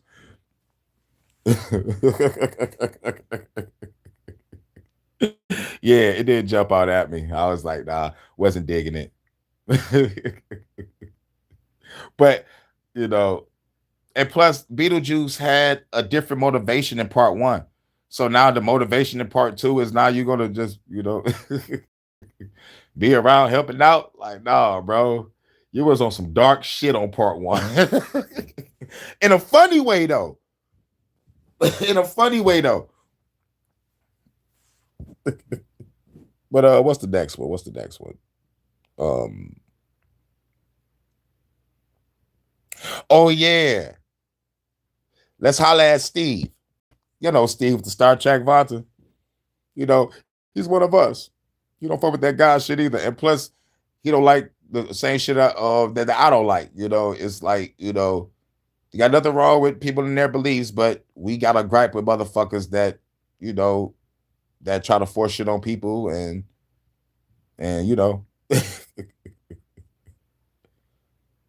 but I want to know if this damn, I had another one before, but time ain't on my side. But I forgot you said you was shit of the day. Or just poor remakes of classic movies now. Yeah, man, it's fucking crazy. It's fucking crazy. It's like, be original. Nobody's original no more. This is why I say the new creative renaissance is going to explode. It's going to explode. And we're going to create our own network for music, art, literature, podcasting, gaming, meditation, martial arts, hunting, fishing. We're going to create our own field of that. If we got to come together, put our money, mind, and resources together and build our conglomerate. Oh yeah, we also want to need news for sure. So it's like we got our own shit. We need to create it. People from different walks of life, different countries coming together, money, manpower, resources, and be the new motherfucking, face of creativity. We ain't trying to be competition with the corporate world or with the government. We just want people that be free. Freedom of speech and freedom of expression is safe here. What was this? Comment today that reminded me of one. Oh no. That was Mind Shift, but I wanted to do the Steve one, and plus I want to end it because I do got to still get to the music. I still got to go out here and leave. But if it's raining real bad, I ain't going out there, so I might as well just chill and stay in because I can still hear that rain. But if I'm gonna go to Steve, no old shit, just good storytelling, right? Give us good storytelling. Character development, cinematography, a couple of good action scenes, and most importantly, give me my fucking fan service. Give me my fucking fan service. As much as I want fan service to be number one, but I value good storyline, good dialogue, good character development, good cinematography, some action, and then the fan service. The fan service is the cherry on top because you got to make the sundae, you know what I'm saying? And then the cherry on top, fan service. Beautiful woman, nice body, boobs, ass, rather if it's big or small, don't really matter. As long as she's a beautiful fucking woman. Ain't got a good story behind her and there's some good dialogue. You know? Give it to me. You feel me? Give me that fan service, Vonta. All right, let's go to Steve real quick. And then we go to George. Personally, I'm an atheist, but that doesn't mean I bear any ill will toward those who hold religious beliefs, necessarily. I figured out a long time ago that if the only major disagreement we have is over the existence of God, that's close enough for me to consider us on the same side. Religious folks who see their faith as a warrant to mistreat and persecute others, and who work to impose the narrow tenets of their faith on everyone else, are my enemies. Yep. But what's weird about hearing Steve, it was like, damn, we usually hear Steve talk about Star Trek. Hearing them talking about this, I'm like, you coming to the Sunday service, Steve. Religious folks who see their faith as motivation to be better people and to work to make the world a better place are my allies, and I'm happy to have them. I even envy them, in a way. If you're a person of sincere faith and you truly believe in your heart that this life is not the end, that within each of us is an immortal spirit that continues on beyond our mortal existence, and that belief has allowed you to live without fear of death, I'm jealous. I wish that were true. You believe it is and live with the peace and reassurance that comes from believing, which is the next best thing to it being true, I suppose. So yeah, I did kind of take congratulations. Yeah, you're right. Obviously, there are people who use their religion to do bad things, to justify their prejudices, to exploit and mistreat and unjustly discriminate against people, to claim undue special privileges for themselves. And obviously, these people exist in all kinds of religions. But I want to talk about a particular subset of bad religious people, and specifically within Christianity, because as an American, Christianity is the religion I'm the most familiar with. The type of Christian I'm about to describe isn't the worst or the most hateful or the most stubborn obstacle to progress and social justice, again, necessarily, but they are one of the types I've had the most firsthand experience with, because I've had some of them in my extended family and elsewhere in my social circle, and they're just not pleasant to be around. You know, I'm talking about Christians who insist on making their Christianity the topic of every conversation. And I hate that shit too. You can't have a conversation without nobody saying, hallelujah. Thank you, Jesus. God is good. Ain't God good? Oh, thank you, Jesus. Oh, hallelujah. I'm talking about, we could be talking about sports and the motherfucker, oh shit. Hallelujah. Thank you, Jesus, for the motherfucker making that 3-point shot. Woo, thank God for motherfucking bringing out that movie. Woo, thank God I'm about to wake up and go to churches.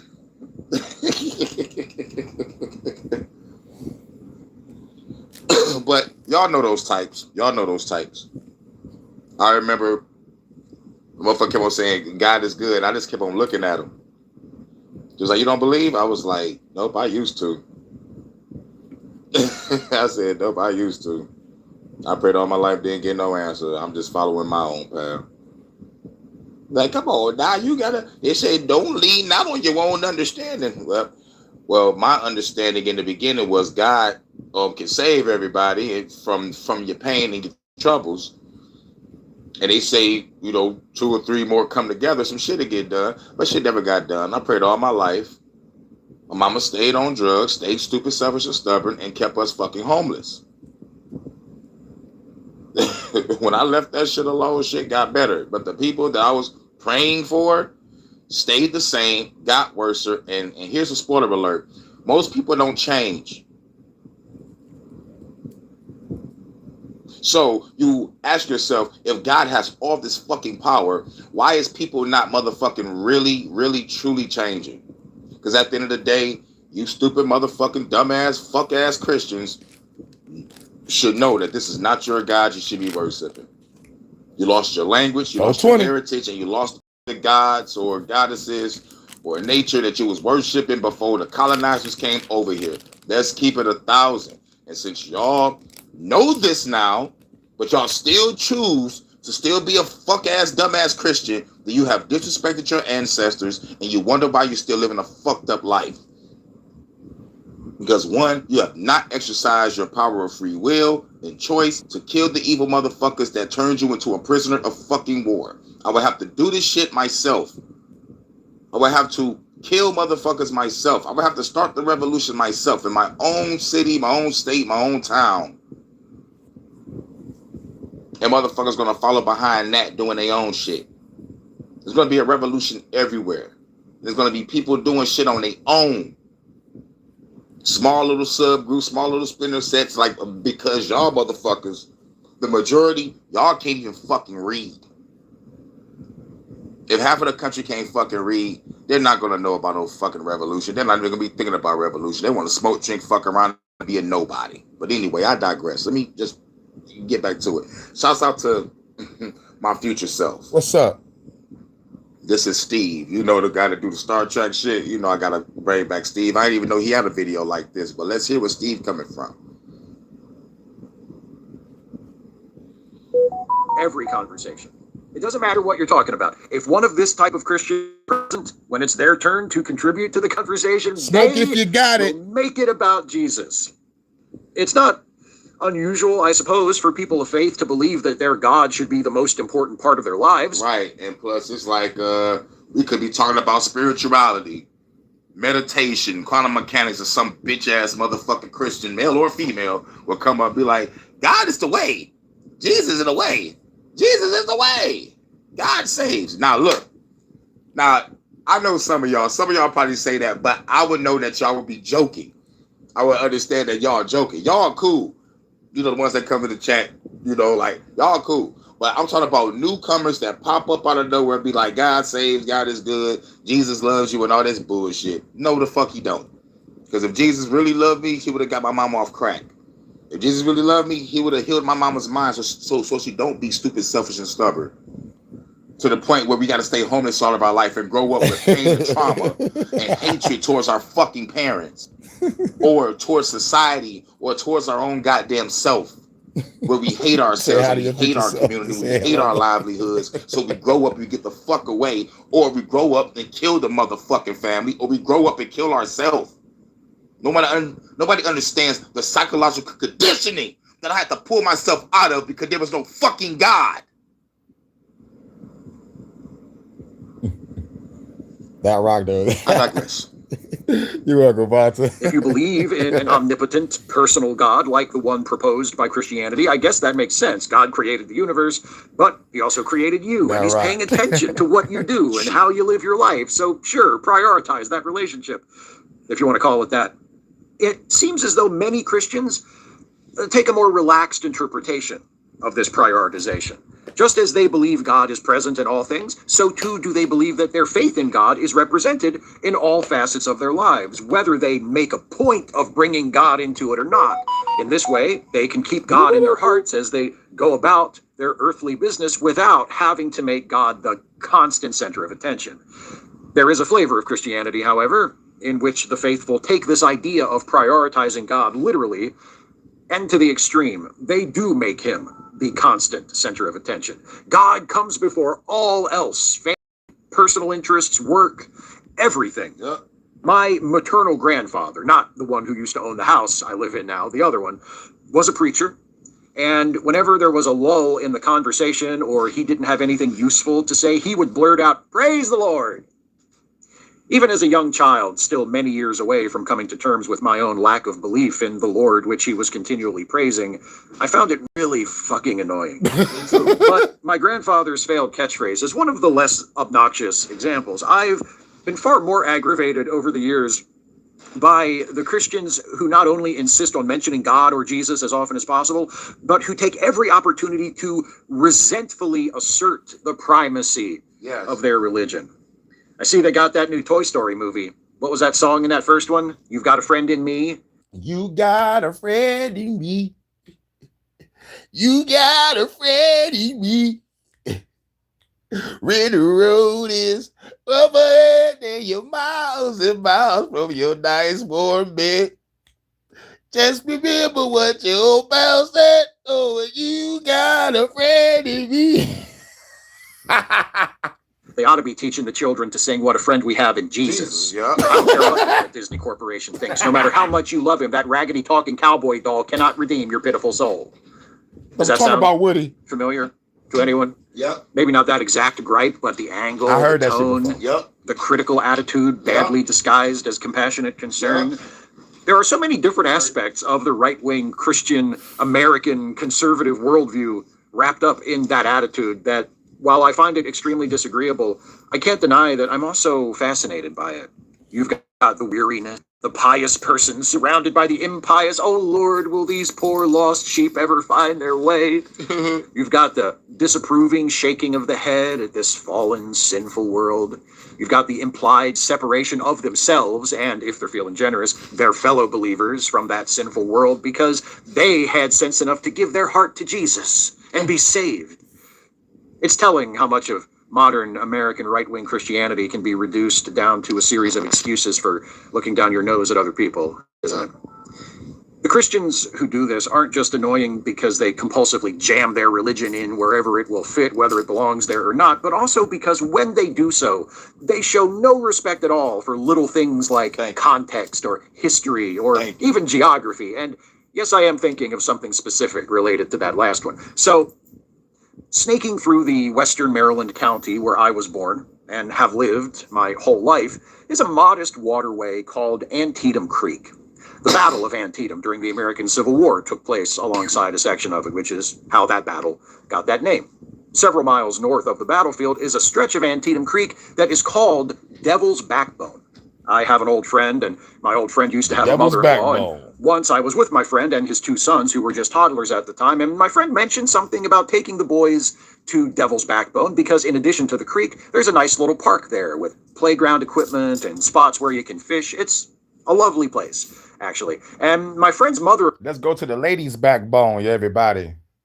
All the fellas, let's go to the ladies' backbone. Ladies, show us your backbones. So you can get your back blown. Bars. I had to throw that out there. I'm sorry. I said I'm sorry. Law kinda snorted scornfully and said, Devil's Backbone. They should have called it Jesus's backbone. I didn't say anything at the time. Picking a fight with my buddy's mother-in-law would have only made life more difficult for my buddy, but, like, did she think they named it Devil's Backbone as a tribute to the devil? Right. Here's a real view of the area around Devil's Backbone. Let's see if we can find any clues as to why it might have been given that name. See how crooked and serpentine the creek is? Those are appropriate adjectives, as the devil is noted for being a former serpent and is not noted for being terribly honest or trustworthy. That might be a good guess, but actually that's not why it's called Devil's Backbone. That stretch of the creek is named after this land here. See that ridge of land there between Antietam Creek and Beaver Creek with Lappin's Road running across it? He said beaver. Lady short. I'm This is HHG. Hot Hurricane Naughty. That's Devil's Backbone. Backbone because the ridge rises up between the two creeks like a spine, and Devil's because of how treacherous that road was to travel once upon a time. It's safe now. It's a modern paved road with guardrails. It gets a little narrow in spots, but I've driven it hundreds of times and never had a problem. However, before it was paved and before there were guardrails, when people did their traveling on horseback or driving horse-drawn carriages, it was a much more nerve-wracking crossing, I'm sure. Usually when something is named after the devil, it's because that thing is dangerous or inhospitable or associated with something grim. Gettysburg Battlefield. It's like, yo, don't go to Devil's Creek. There was people that was killed over there and they throw their bodies in the water. And then at nighttime, the spirits come out and haunt the people that's in the area. Don't go to Devil's Creek. All right, I guess I'm going to go to Devil's Creek. Hey, yo, party at Devil's Creek, son. And then they go to the party, end up being all slaughtered at the motherfucking bonfire. And the motherfucker be like, I told those motherfuckers not to go. They're talking to the police in the interrogation room. I told those motherfuckers not to go. Like, tell me when you last seen Jamie. I told her not to go to that fucking party. The Devil's Creek, man. About an hour from here, there's a place there called Devil's Den. It's a hill covered with enormous gray boulders made of a hard igneous rock called diabase. During the Battle of Gettysburg, sharpshooters took positions there. Thousands of men fought in the area surrounding Devil's Den on the second day of the battle, and hundreds were killed. You might think, man, shit. When I looked at the Devil's Den, I'm like, yep, I can hide a sniper right there. I can hide a sniper right there. I can hide a sniper right. Ooh, whoever was walking up towards this bitch was getting fucked up. Like real shit. Like, oh my God. The Devil's Den. Woo. Man, it looks scary. But the look is not scary. It's just the shit that happened behind the area that makes me look at it as a scary area. You know, it's like when they call it a haunted house. It's like the house looked fucking great, but they call it a haunted house because what goes on the inside of that motherfucker. It could be a beautiful looking motherfucking house, but you go in that motherfucking crib and you end up opening up the attic and some type of fucking head from The Grudge pops out, or the motherfucking Japanese version, Shuhan, the motherfucking kid with the cat sounds and shit, running around across the walls and shit. I'm out. That's why the place is called Devil's Den. But actually, the residents of Gettysburg already... You said Devil sat there thinking, what the fuck do I do? It's like, what the fuck did I do? We're back to one of my jokes, Vata. Thank you. If God or Jesus or the devil ever come back, they're coming back to sue motherfuckers for defecation. It's like, yo, man, why y'all naming shit after me? Don't do that. That's copyright infringement. I own this sector of the underworld, okay? There's 9 levels of hell on planet Earth that y'all can go to personally. Look it up. I think it's 7 or 9 places that's called the entrances to hell. I own those spots, all right? I don't own no devil. Y'all was up here shooting people. I was born in the times of no guns. Y'all motherfuckers made this shit. We used to swords and bow and arrows and harps and lightning bolt. Y'all motherfuckers making weapons out of metals and shooting people. Gets blamed for all the bad shit. And Jesus is going to sue motherfuckers for defamation. They're like, I do everything in Jesus' name and all that shit. It's like, bitch, I was not there. Bitch, I was not there for that. I was not there for that. Bitch, I just showed up. Stop thanking me for shit. And the devil's like, I already been here. I was cast down here. I got my own there. I ain't even fucking with y'all. I don't...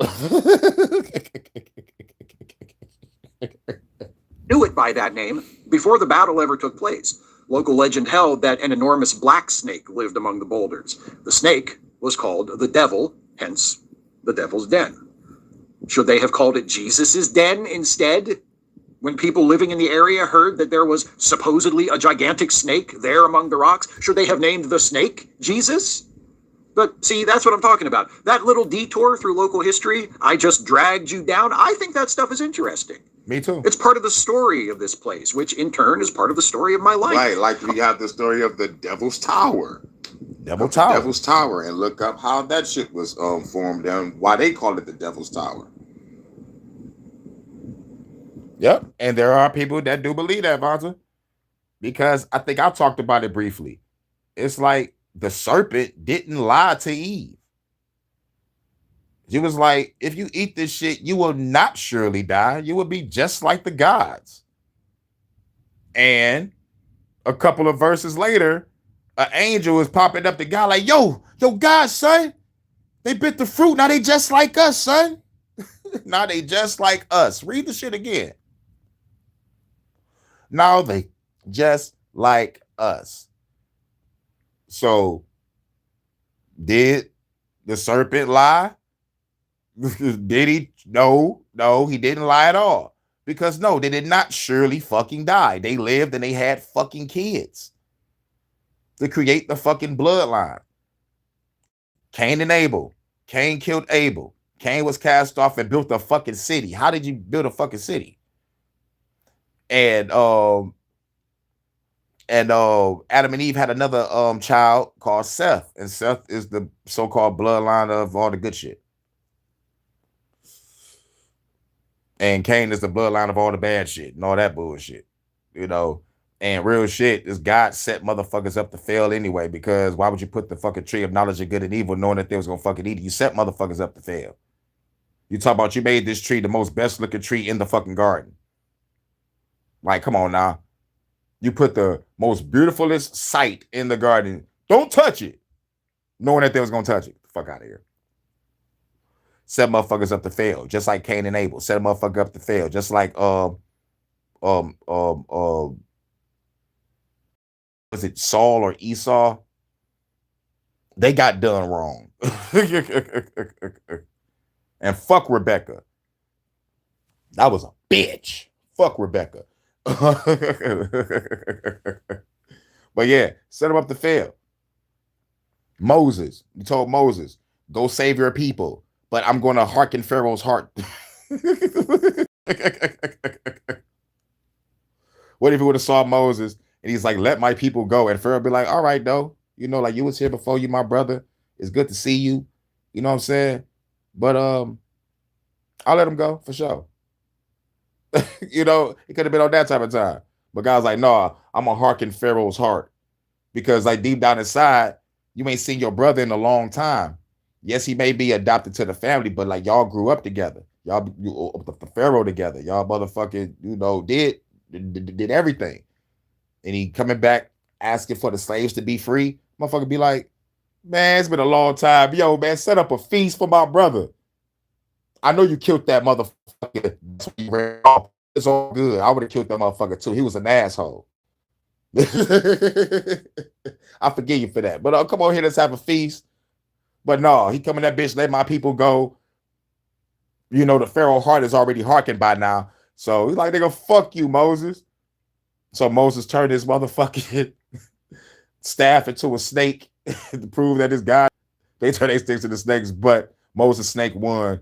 It's like, oh my God, God is real. Like, bitch, that's a part of the trick. You not getting shit, Moses.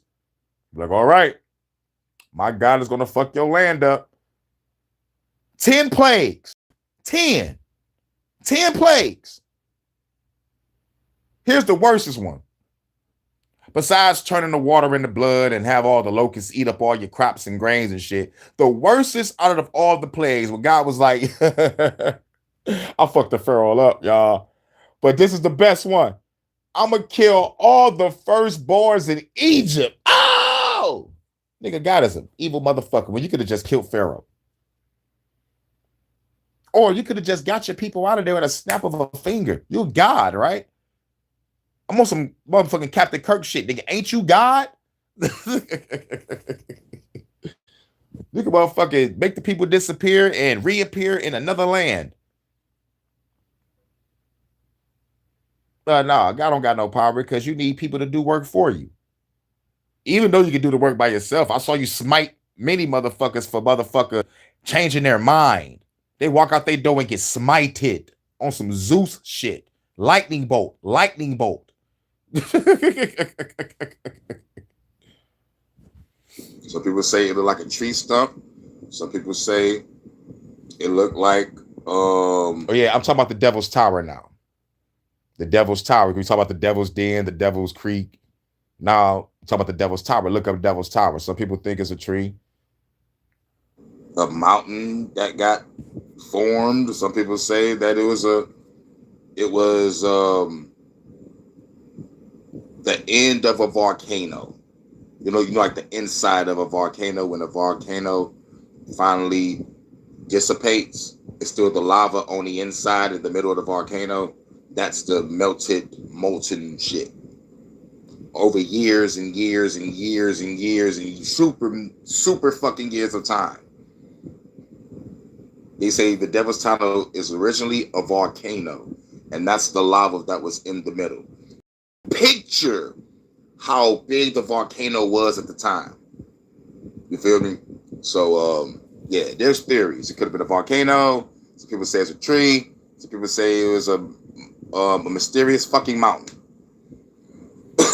But anyway, I digress. But I can see it being the inside of a volcano. At first, I thought it was a tree for a long time. It looked like a goddamn tree stump. But like at the same time, if I can't get no shot at the top of that bitch, if I can't see what's on the top of that bitch and I can see the rings, what looks like rings on a tree, then it gotta be the inside of a volcano after millions of motherfucking years of time that went past and the lava didn't, let's just say, all right, shit, y'all know how the volcano is. The fucking lava is already like stationary and it's kind of high or whatever. But once the mountain crumbles, like after the tectonic plates move or the bitch just fucking crumble, like due to a massive fucking eruption, and the lava, instead of the lava just staying down, it's like spewing up, and it stayed up. And due to atmospheric pressure, it cooled down and it just turned into what looks like a tree stump or what looks like a mountain. And just looking at it from that perspective and understanding the scientific process of the tectonic plates and all the damn, my God, I used to know the names of this shit, but yeah, it's all scientific. Yeah, baby. Shouts out to the Level Advisor. You make my volcano erupt, baby. Damn, naughty. Make the volcanoes erupt, baby. Of the lives of everyone here. None of that matters to Christians like my buddy's mother-in-law, devil's backbone. I don't like it. They ought not be naming things after the devil. Go fuck yourself, you saintly shitwit. You know what else burns my ass about them? They would never tolerate. He said, go fuck yourself, you saintly shitwit. This kind of behavior from people in other religions.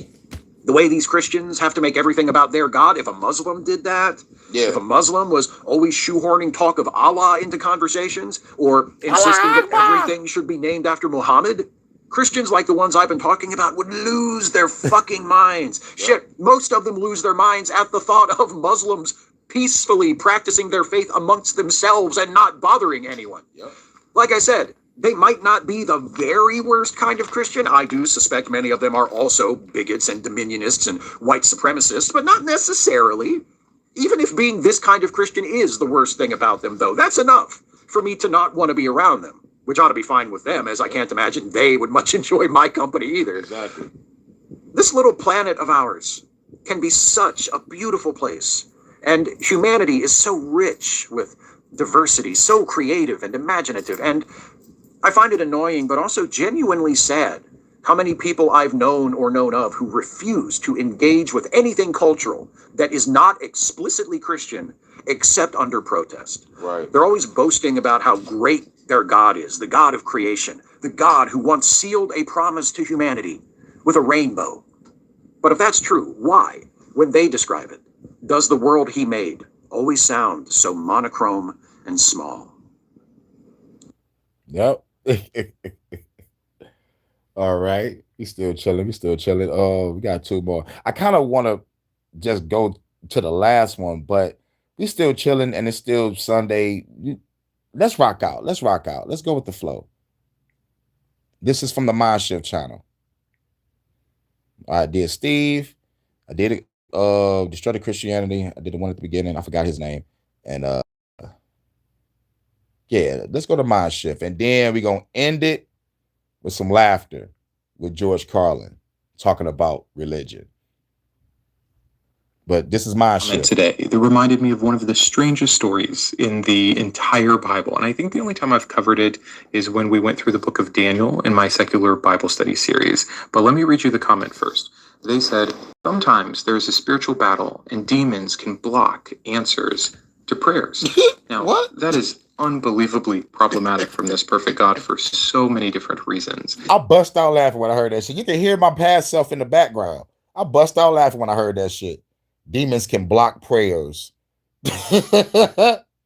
And if you want to understand more of the problems with prayer, see the video that comment was just left on. It's an older video where I And plus a couple lives ago, I talked about, it's scientifically proven that prayer don't work.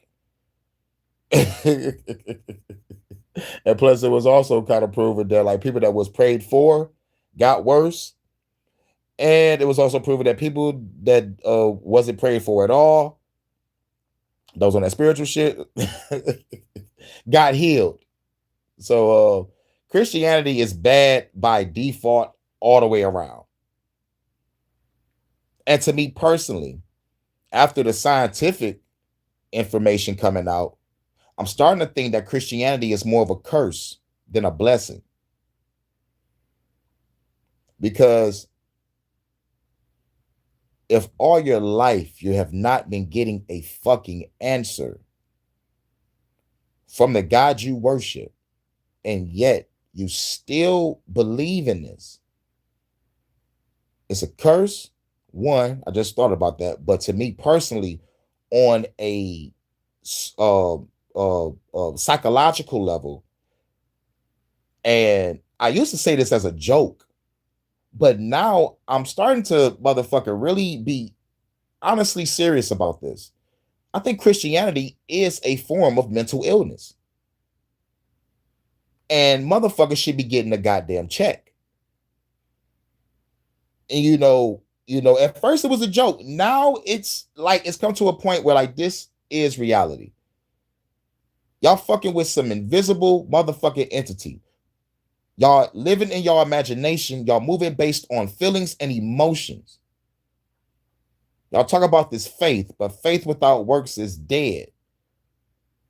You got to put in the work, not wait on something to come out the sky. Even your imaginary fucking God told you faith without works is dead. You can't get in heaven off faith alone. But it also says all these good deeds don't get you into heaven either. So either way it go, the contradiction in that is fucking crazy. The mental gymnastics that you have to put yourself through to believe in an imaginary entity, I think counts as mental illness. And I'm speaking from a psychological standpoint, with all the facts proving that this shit ain't real and the facts proving that people get worse when it comes to this prayer shit. So after all the facts come out, then what? 2,000 years of mind control. Like, this is why I say these are the greatest mind control scams in world history. This fucking Jesus shit, this 9/11 shit, and this COVID shit. Jesus still number one. They got to give Jesus number one. COVID is number two. It knocked the 9/11 down to number three, because like 9/11 was number fucking two for a hot minute. It was number two for a hot minute. To Paul Washer on this diatribe he has about how to pray, and it is absolutely ridiculous. I'll have that and the Daniel episode linked in the description of the video down below. Also, while you're down there, check out all the wonderful patrons and YouTube members. I finally got all caught up on that. Your guys' support means everything. It is the only reason that I can continue to spend this much time making these videos. And so, Vanta, you are the only reason why I'm still on YouTube. Y'all better give a round of applause to my first lady. Y'all better give her a shout out. As a matter of fact, since y'all ain't gonna do it every time I ask, I'm gonna do it myself. Give a shout out to my first lady, everybody. She's the reason why I'm on YouTube. That's right.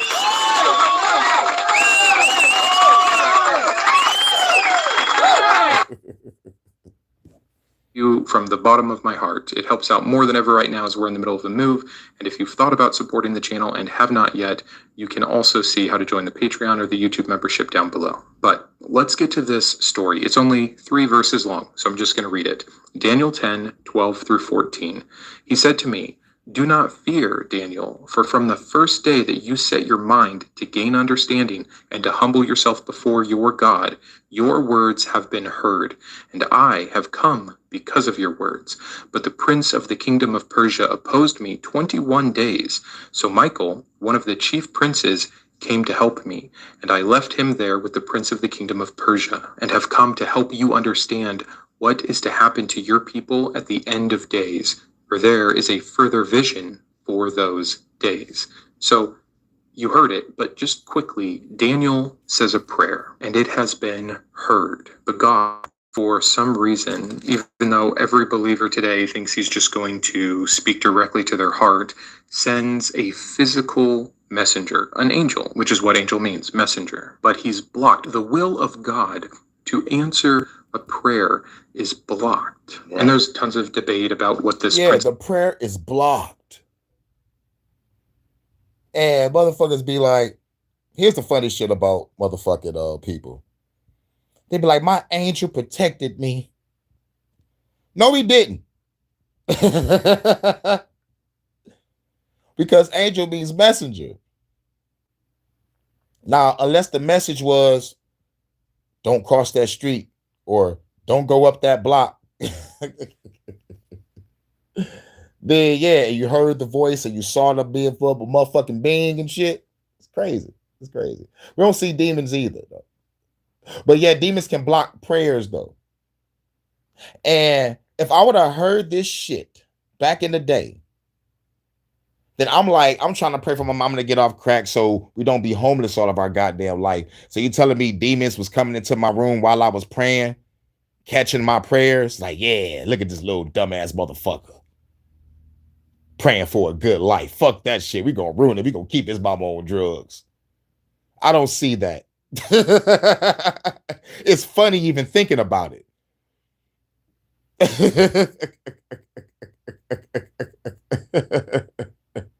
But God's supposed to be all powerful, but yet demons roaming around blocking prayers.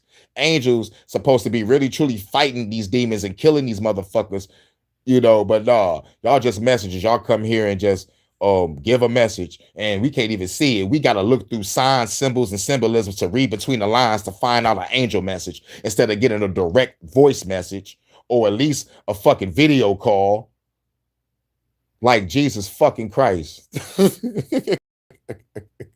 Blessings and love, everyone. Much love to the goddess Vanta.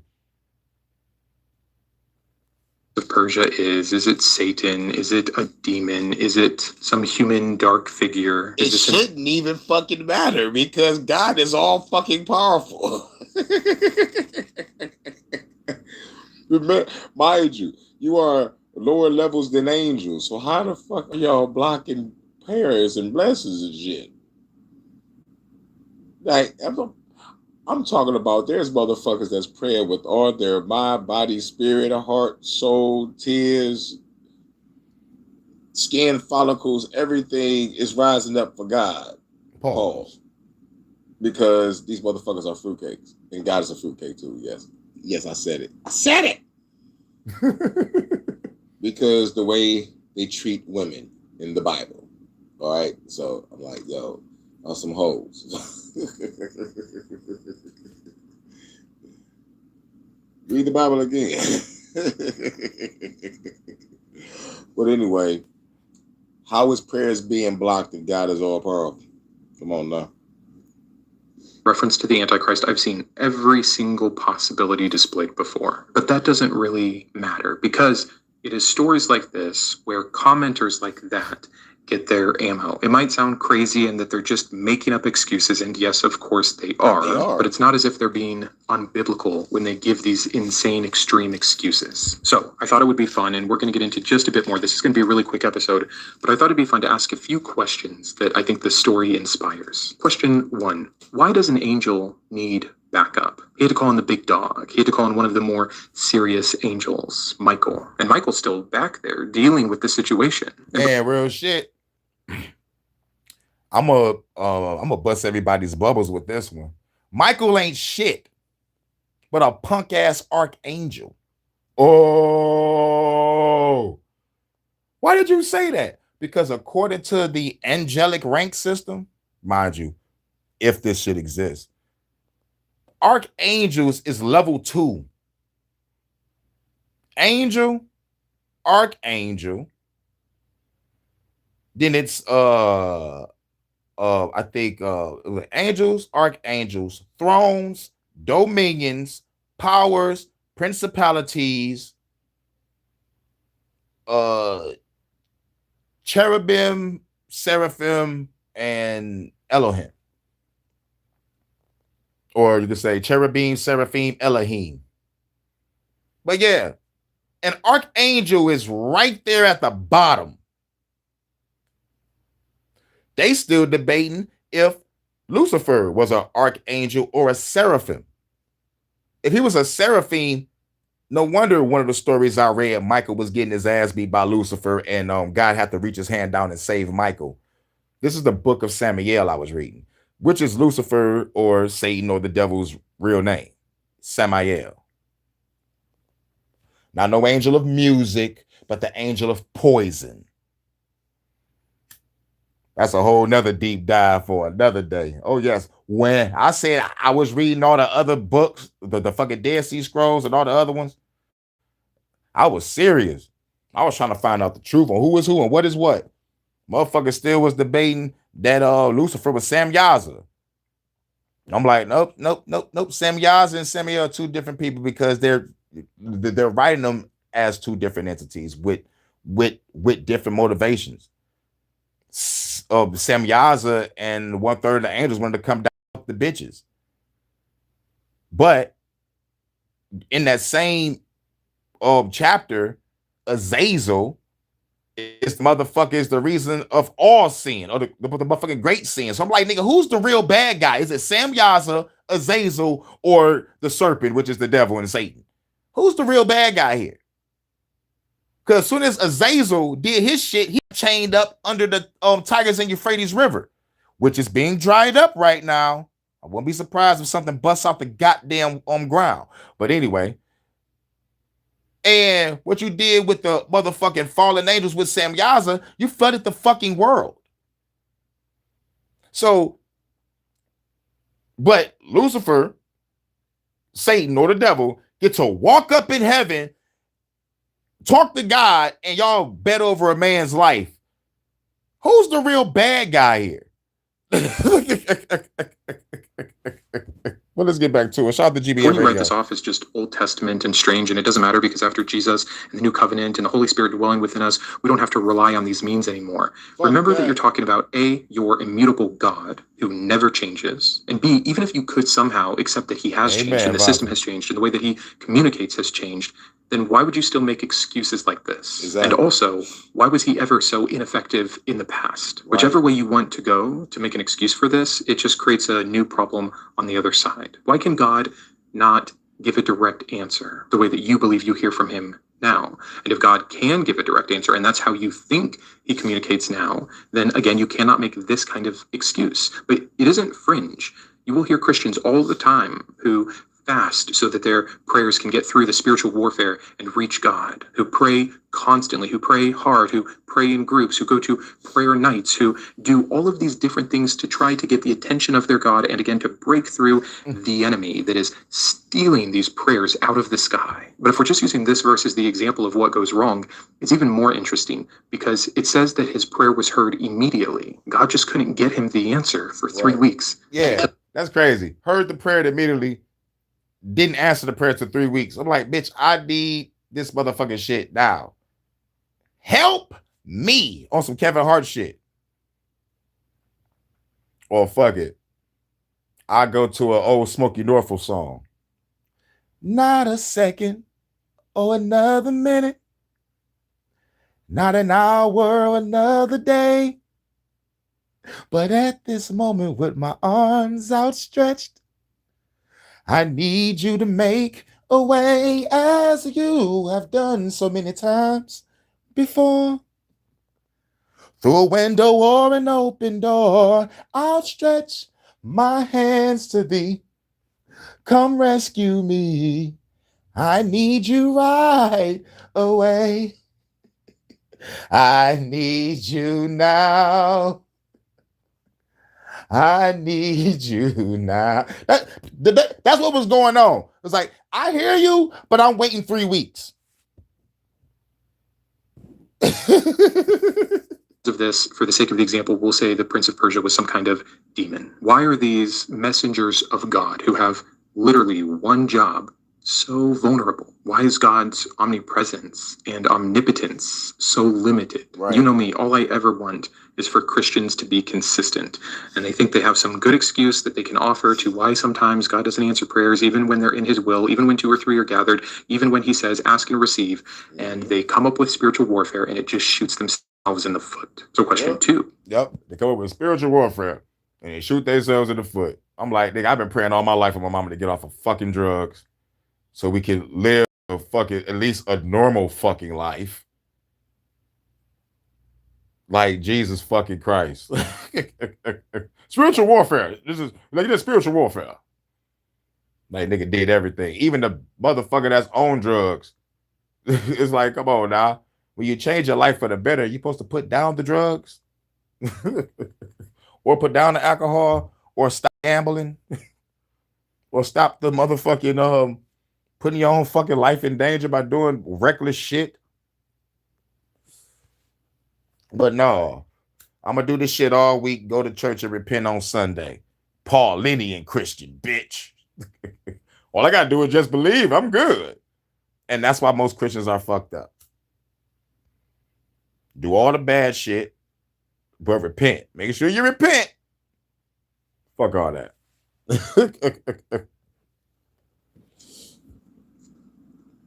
With spiritual warfare, and it just shoots themselves in the foot. So question 2. Yeah, that's hilarious. Are demons stronger than the will of God? Really think about that. From the story. Yep, it looks like the answer is yes. It is stronger than the will of God. Because this world fucked up. Yep, repent. You gotta repent. And most motherfucking Christians still be like, to this day, they be like, these evil people that run the world. The Christians be like, well, they gonna be in hell when it's all over. I'm like, fuck that. Let's give them hell now. We living in hell. These motherfuckers creating heaven off our motherfucking tax dollars, off our labor, off our blood, sweat, and fucking tears. And they're pushing our backs against the wall, taking away our freedom of speech and freedom of expression. They living in heaven while we living in their hell that they created when this world could be a motherfucking paradise. Fuck that. We gonna kill all these evil motherfuckers that create our fucking paradise. Shit. Fuck the bullshit. Nigga, hell rejected me. Heaven rejected me. I'm the devil's reject.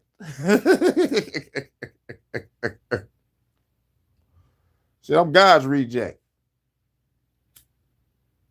It looks like they playing a game with our souls. Like, that's why I made that song called You Couldn't Save Mr. Wayne. They playing tug of war with our souls. We just need to be like, you know what? Fuck God, fuck the devil. I'm doing my own thing. Peace. Yep, we all go to hell anyway.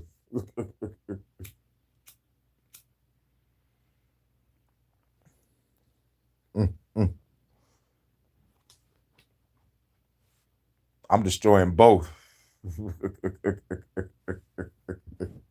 What's crazy is there's not entrances to hell on earth, but there's no entrance to get to heaven. It's crazy work. Until I did some research, I found out how to get to heaven. You got to go to hell. There's a purgatory door there. Go through it, and through purgatory, you can get to heaven. I don't know where the door is at in purgatory, but I know wherever the door of purgatory at in hell, it got to be probably at the bottom, guarded by somebody. Or maybe it's all just a myth, but they have 7 or 9 different places around the world of the entrances to hell. So I'm like, My question is, have anybody made it back?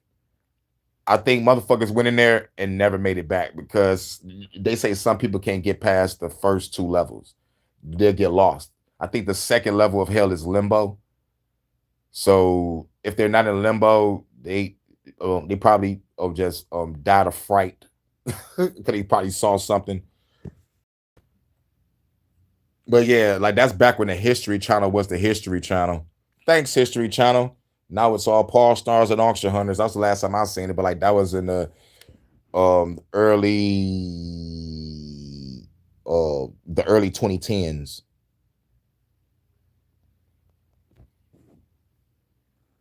In the Bible, we know that God wanted to give Daniel this answer. But he didn't. It was heard, and he desires for him to have this knowledge. What would have happened if the angel that was trying to deliver the message wasn't smart enough to call on Michael? What if Michael was busy dealing with another situation? Could God's plan have failed?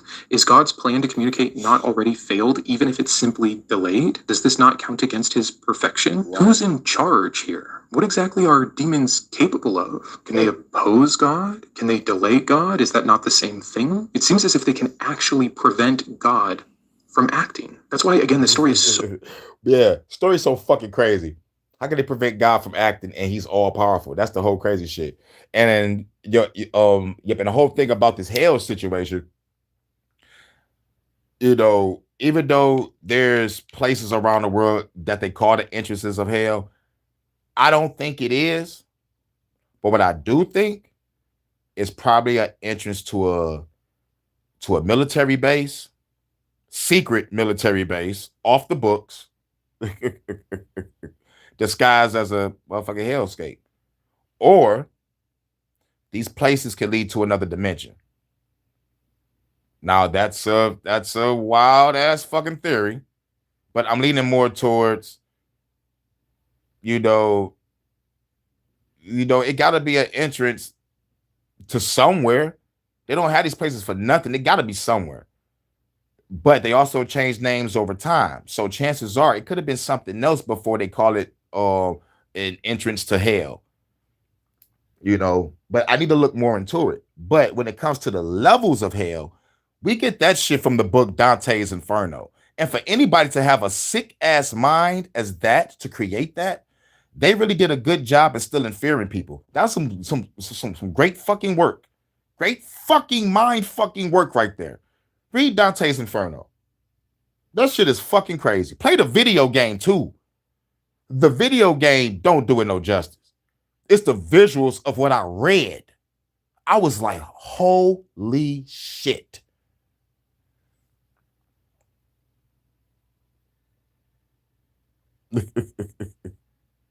Where's the demon deal maker? I got some stuff I might need.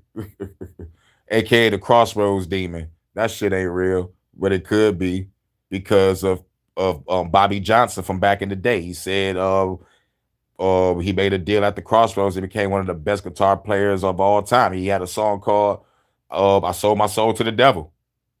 Boom. So it's a possibility. But at the same time, though, if they got these motherfucking demons roaming around as agents making motherfucking deals with motherfuckers, where the fuck the angels at? It's just like, goddamn, y'all put us here to fail. Or is it a test to motherfucker have faith? I'm like, fuck all that, bro. You make a nigga want to kill theyself here. So it's like, nigga, fuck that. And if I come back, I'll kill myself again like Rick did off of Rick and Morty. He was like, oh shit, nope, I'm in this body, I'm out. Slice my own throat. Like, nigga, I'm talking about wake up in the hospital room, grab the scalpel from the motherfucker, float across the shit on baby mode, whip a nigga ass with the umbilical cord on floating mode like I'm home. Shoot niggas with eye beams and shit. Right, the devil made me do it. Shouts, oh my God, you made me think about Supernatural again. There was a beautiful fucking redhead on that show. Her name was Abaddon. Woo, she was one of the baddest bad guys on that show. I loved Abaddon. And we have another badass redhead. Her name was Rowena. She was a powerful ass witch. She was the mother of the Crossroads demon that make the deals with people, but he became the king of hell because Lucifer got fucked up and locked in the cage. So now Crowley, the bad guy that you hate to love, played by Mark Shepard. That motherfucker's a great actor. But yeah, but a beautiful redhead, she used to rock the shirt called the fucking devil made me do it, like as she was killing people. She been killing motherfuckers since the motherfucking Nazi days and shit. Now she made it to this time of the modern age and shit. And the only way to kill this bitch is to have the motherfucking the mark of Cain. And the mark of Cain, you get the blade and shit. Shouts out to the motherfucker that played Cain. That was a bad motherfucking actor. Love that motherfucking actor. Meg was a bad chick also. Meg was hilarious. I love Lilith. Not the newest Lilith, but the Lilith with the white on, and she was blind, and she had the white eyes. Ooh, wanted to fuck the shit out of Lilith. I'm like, baby, keep the white eyes on. And the darkness, when the darkness came, beautiful. Yep. That was my top three. It was Lilith, the darkness, and the redhead goddess, the witch Rowena. Then Abaddon. Then one more fine chick. Mega's alright. Like, I like the first Meg. The second Meg that fucked Castiel in the crazy house. I don't really too much like her. I like her acting ability. I like her skills. I like how funny she is. But the original Meg was scary. It was mysterious, and plus I think she had like the short blonde hairstyle look. It was another actress, but I liked her better. And then well, we in the book of the damn. So crazy. When we think about spiritual warfare, we think about how it affects us, the lowly, vulnerable, sinful human. But this is spiritual warfare that's getting in God's way despite God's plan and God's will. Right. And my last question on the story, I think, is one of the most important to consider. Why don't we see this today? In Daniel, the angel explains to Daniel, as sure as I'm explaining this to you now, what happened. Hey, man, listen.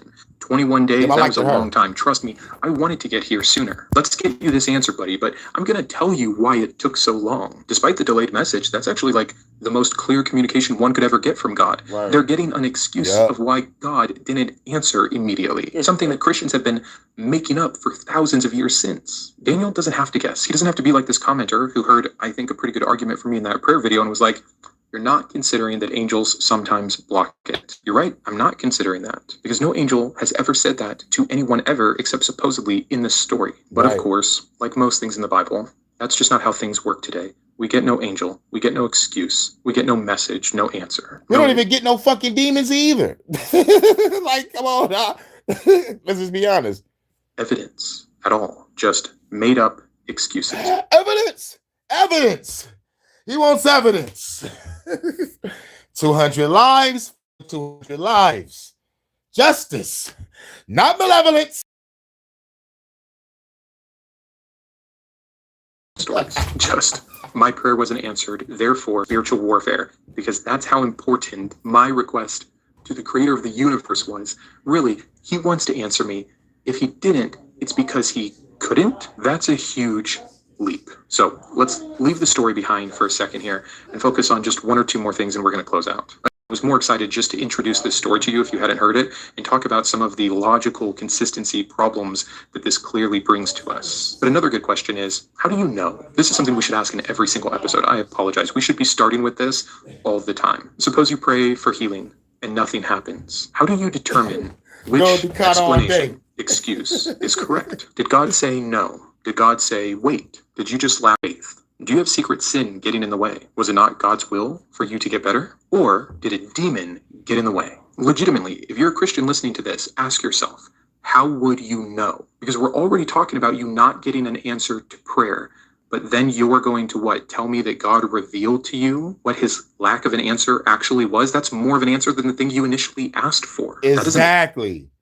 You telling me God don't give you an answer, but he gives you an answer on why he didn't answer you? This is why I say, excluding the laugh, Christianity is a form of mental fucking illness. God said he heard your prayer immediately. Didn't even answer that bitch 3 weeks later. Like, bitch, you gotta wait 21 days. And then I'm gonna tell you why. I'm gonna tell you why I didn't answer your prayer, even though I heard it. Even though you're my chosen God, that I'm giving all these visions to and shit. You know what I'm saying? But I got some shit going on in Persia. I had to send my nigga Michael over there to handle some shit. But he ain't going over there to kill no motherfucker. Demons got all this power to block prayers and fucking possess people.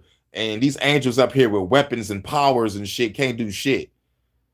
This is how I know for a fact that angels up there got their arms folded like, fuck this shit. This is why that 1/3 of the angels went with Sam Yaza to come down here and fuck the beautiful women. So at the end of the day, I want to do this. Ladies, give yourselves a round of a motherfucking applause, because You're beautiful. It's obviously no beautiful bitches in heaven if angels have to come down here and mate with the ladies. So shouts out to y'all. Give yourselves a round of applause, ladies.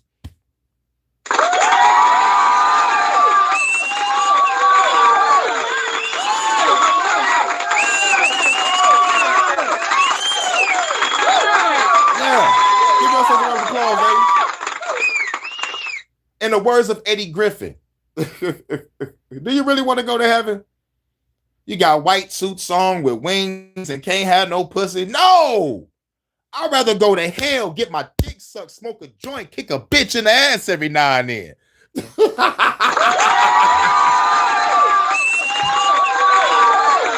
Right. That's right. Hallelujah. I should have bought a Honda.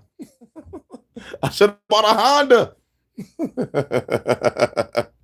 Any sense? Did your brain just give you the excuse that most aligns with whichever excuse you read in scripture most recently? Or maybe somebody suggested to you why you haven't been healed. God's actually got big plans for you. Listen, he doesn't always act in our time frame. He's going to use this.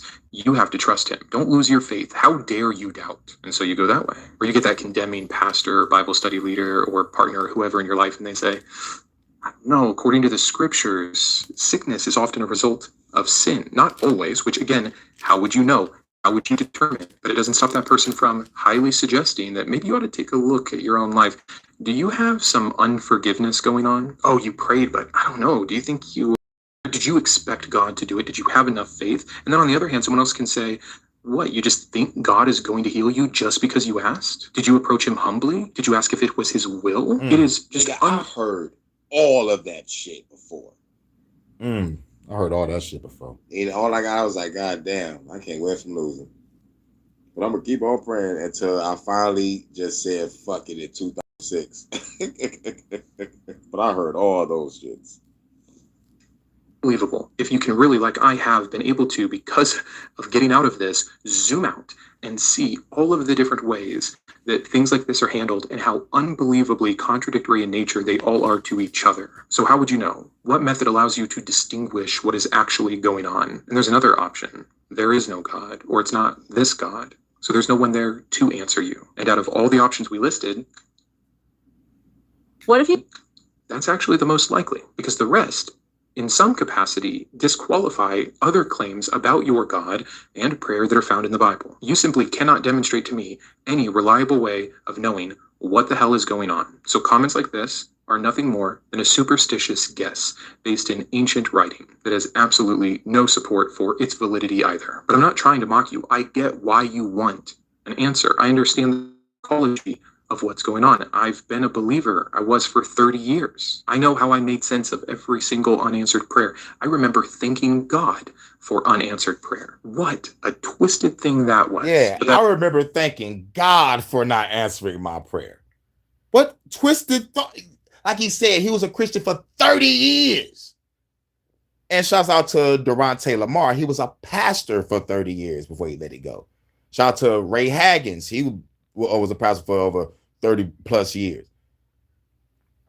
I mean, no, Ray Haggins was 30 plus years. Durante Lamar, I don't know how many years he was doing it, but he was doing it for some time. But yeah, I had the dates mixed up. Like Ray Haggins did it for 30 plus years. This guy has been a Christian for 30 years. So it's like when you leave and you find out the truth, it's like, shit, you got to break it down, you know? And I love their mission.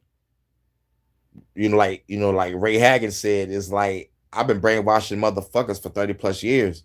After finding out the truth, I got to make all that time back up by giving people the truth, you know? And for my shift, it's like, yo, I've been in Christianity for 30 years. I left it. Now I need to help y'all deconstruct from it. You know, to me personally, it's a righteous mission. It's a righteous mission to give people truth, you know, and plus it's a form of love, you know, but yet we get ridiculed. We get our channels banned. We get struck. We get fucked over. Some of us get arrested and killed.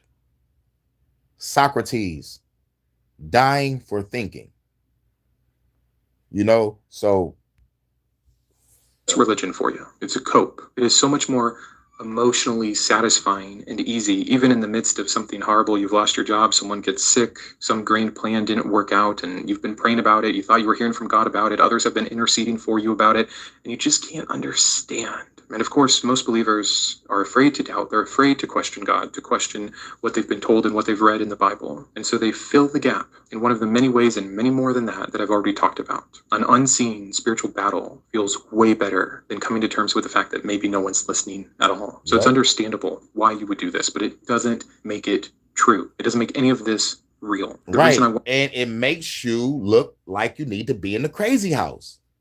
But just because it's behind a religion, it's like, we got to let you get a pass on it.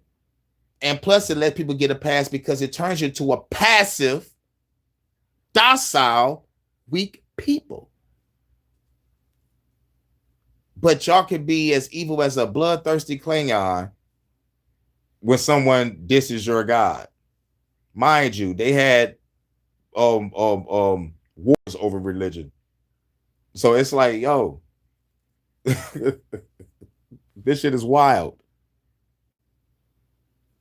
To talk about this kind of stuff on a channel where my goal is to help with those doubting and deconstructing, is to alleviate you of what you are doing to yourself. You already have something bad going on in your life that you have cried out like you were told to, for help, for guidance, for wisdom, for whatever. And now you're dealing with the lack of an answer there, and then the shame and the guilt for whatever you did to screw it up, when the most clear and available and obvious answer is right in front of you: reality. And reality isn't a perfect God that wants to answer your prayers and heard it on day one, but took 3 weeks to get to you because his spiritual enemy that he created and gave power to got in the way. I still hope to have a good Sunday. Yeah, crazy work. I can't answer your prayer because the enemy that I put before you is getting in my way. Does that make any fucking sense to y'all? I can't answer your prayer because of your enemy that I put before you is blocking me. That shit is wild. Video for you. So until then. Yep, until then, keep your head up. Now we're gonna end it with one more. Vato chill bowl. We're gonna end it on a funny note, but still a deconstructive note. Everybody, give a round of applause for the late, great legend, George Carlin.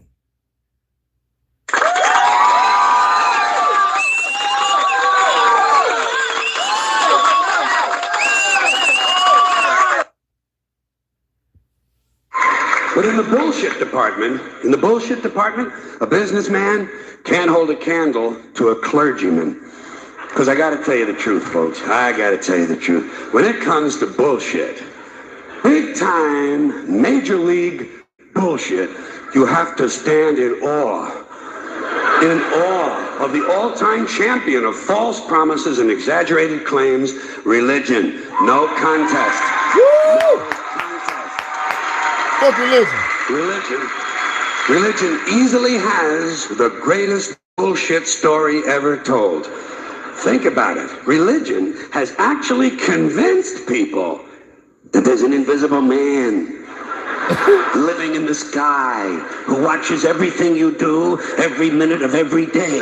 And the invisible man has a special list of 10 things he does not want you to do.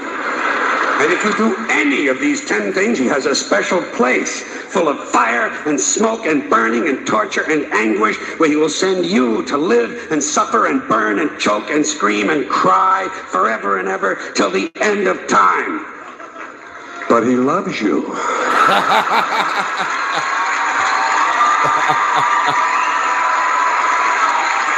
He loves you. He loves you and he needs money. He always needs money. He's all powerful, all perfect, all knowing, and all wise. Somehow just can't handle money. Religion takes in billions of dollars, pay no taxes, and they always need a little more. Now, you talk about a good bullshit story. Holy shit. That's right. Thank you. But, thank you very much. But I want you to know something. This is sincere. I want you to know, when it comes to believing in God, I really tried. I really tried. I tried to believe that there is a God who created each of us in his own image and likeness, loves us very much, and keeps a close eye on things. I really tried to believe that, but I gotta tell you, the longer you live, the more you look around, the more you realize something is fucked up. Something is wrong here. War, disease, death, destruction, hunger, filth, poverty, torture, crime, corruption, and the ice capades. Something is definitely wrong. This is not good work. If this is the best God can do, I am not impressed. Results like these do not belong on the resume of a supreme being. This is the kind of shit you'd expect from an office temp with a bad attitude. And just between you and me, in any decently run universe, this guy would have been out on his all-powerful ass a long time ago. For real. And by the way, I say this guy because I firmly believe, looking at these results, that if there is a God, it has to be a man. No woman could or would ever fuck things up like this.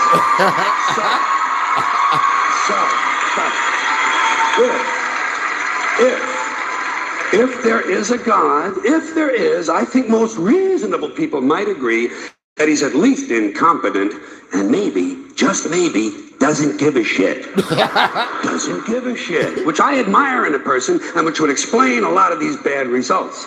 So rather than be just another religious robot, mindlessly and aimlessly and blindly believing that all of this is in the hands of some spooky, incompetent father figure who doesn't give a shit, I decided to look around for something else to worship, something I could really count on. And immediately, I thought of the sun. Happened like that. Overnight, I became a sun worshiper. Well, not overnight. You can't see the sun at night. First thing the next morning, I became a sun worshiper. Several reasons. First of all, I can see the sun, okay? Right, I can see the sun. Unlike some other gods I could mention, I can actually see the sun. I'm big on that. If I can see something, I don't know, kind of helps the credibility along, you know? So every day I can see the sun as it gives me everything I need: heat, light, food, flowers in the park, reflections on the lake, an occasional skin cancer, but hey, at least there are no crucifixions, and we're not setting people on fire simply because they don't agree with us. Sun worship is fairly simple. There's no mystery, no miracles, no pageantry, no one asks for money, there are no songs to learn, and we don't have a special building where we all gather once a week to compare clothing. And the best thing about the sun, it never tells me I'm unworthy. Doesn't tell me I'm a bad person who needs to be saved. Hasn't said an unkind word. Treats me fine. So I worship the sun. But I don't pray to the sun. Know why? I wouldn't presume on our friendship. It's not polite. I've often thought people treat God rather rudely, don't you? Asking, trillions and trillions of prayers every day, asking and pleading and begging for favors. Do this, give me that, I need a new car, I want a better job. And most of this praying takes place on Sunday, day off. It's not nice, and it's no way to treat a friend. But people do pray, and they pray for a lot of different things. You know, your sister needs an operation on her crotch. Your brother was arrested for defecating in a mall.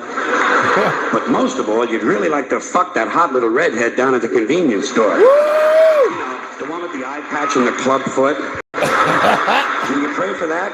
I think it has to. You pray for that? And I say, fine, pray for anything you want. Pray for anything. But what about the divine plan? Remember that? The divine plan. Long time ago, God made a divine plan, gave it a lot of thought, decided it was a good plan, put it into practice. And for billions and billions of years, the divine plan has been doing just fine. Now you come along and pray for something. Well, suppose the thing you want isn't in God's divine plan. What do you want him to do? Change his plan? Just for you? Doesn't it seem a little arrogant? It's a divine plan. What's the use of being God if every rundown schmuck with a $2 prayer book can come along and fuck up your plan? And here's something else, another problem you might have. Suppose your prayers aren't answered. What do you say? Well, it's God's will. Thy will be done. Fine, but if it's God's will and he's going to do what he wants to anyway, why the fuck bother praying in the first place? Right. It seems like a big waste of time to me. Couldn't you just skip the praying part and go right to his will? It's all very confusing. So to get around a lot of this, I decided to worship the sun. But as I said, I don't pray to the sun. You know who I pray to? Joe Pesci. Joe Pesci. Joe Pesci. Two reasons. First of all, I think he's a good actor, okay? To me, that counts. Second, he looks like a guy who can get things done. Yes! Joe Pesci doesn't fuck around. Joe Pesci doesn't fuck around. In fact, Joe Pesci came through on a couple of things that God was having trouble with. For years, I asked God to do something about my noisy neighbor with the barking dog. Joe Pesci straightened that cocksucker out with one visit. It's amazing what you can accomplish with a simple baseball bat. One visit. So I've been praying to Joe for about a year now. And I noticed something. I noticed that all the prayers I used to offer to God and all the prayers I now offer to Joe Pesci are being answered at about the same 50% rate. Half the time I get what I want, half the time I don't. Same as God, 50-50. Same as the four-leaf clover and the horseshoe, the wishing well and the rabbit's foot. Same as the mojo man. Same as the voodoo lady who tells you your fortune by squeezing the goat's testicles. It's all the same, 50-50. So just pick your superstition, sit back, make a wish, and enjoy yourself. And for those of you who look to the Bible for moral lessons and literary qualities, I might suggest a couple of other stories for you. You might want to look at The Three Little Pigs. That's a good one. That's a nice, happy ending. I'm sure you'll like Little that. Red Riding Then there's Little Red Riding Hood, although it does have that X-rated part where the big bad wolf actually eats the grandmother, which I didn't care for, by the way. And finally, I've often always drawn a great deal of moral comfort from Humpty Dumpty. The part I like the best, all the king's horses and all the king's men couldn't put Humpty Dumpty back together again. That's because there is no Humpty Dumpty and there is no God. None, not one, no God, never was. In fact, I'm gonna put it this way. If there is a God, may he strike this audience dead. See, nothing happened. Nothing happened. Everybody's okay. All right? Tell you what. Nothing happens. Tell you what. Tell you what. I'll raise the stakes. I'll raise the stakes a little bit. If there is a God, may he strike me dead. See? Nothing happened. Oh, wait. Got a little cramp in my leg. My balls hurt. Plus, I'm blind. Oh, now I'm okay again. Must have been Joe Pesci, huh? God bless Joe Pesci. God bless Joe Pesci. Thank you very much. I appreciate it. God bless Joe Where the Pesci. fuck you get off talking to people about me behind my back going over my head? What people? What people would you think? I wasn't gonna find out? I don't even know what you're talking about, Nick. No? You said I'm bringing heat on you? I gotta listen to people because of your fucking shit? You're ordering me out? You better get your own fucking army, pal. I didn't do anything. I mean, I didn't order you or anybody. I only told Andy Stone that you had a lot of heat on you, and that was a problem. You want me to get out of my own fucking town? Yeah, I said let the bullshit blow over for a while so I can run the casino. Anything goes wrong with the casino, it's my ass. It's not yours, it's my ass. I don't know whether you know this or not, but you only have your fucking casino because I made that possible. I'm what counts out here, not your fucking country clubs or your fucking TV shows. And what the fuck are you doing on TV anyhow? You know, I get calls from back home every fucking day. They think you went batshit. I'm only on TV because I gotta be able to hang around the casino. You understand that? You know that. fucking ass. You could have had the food and beverage job without going on television. You wanted to go on TV. Yeah, I did want to go on TV. That way I have a forum. I can fight back. I'm known. People see me. They know they can't fuck around with me like they could if I was an unknown. That's right. You're making a big fucking spectacle of yourself. Me? I wouldn't even be in this situation if it wasn't for you. You brought down so much fucking heat on me. I mean, every time I meet somebody, the big question is, do I know you? Oh, sure. And Now you want to blame your fucking license on me. No, is that it? Nikki, when you asked me if you could come out here, what did I tell you? I mean, you asked me, and I knew you were going to come out no matter what I said, but what did I tell you? Do you remember what I told you? Back do you remember what I told you? Minute here. 1 minute. I asked you, When the fuck did I ever ask you if I could come out here? Get this through your head, you. Get this through your head, you Jew motherfucker, you. You only exist out here because of me.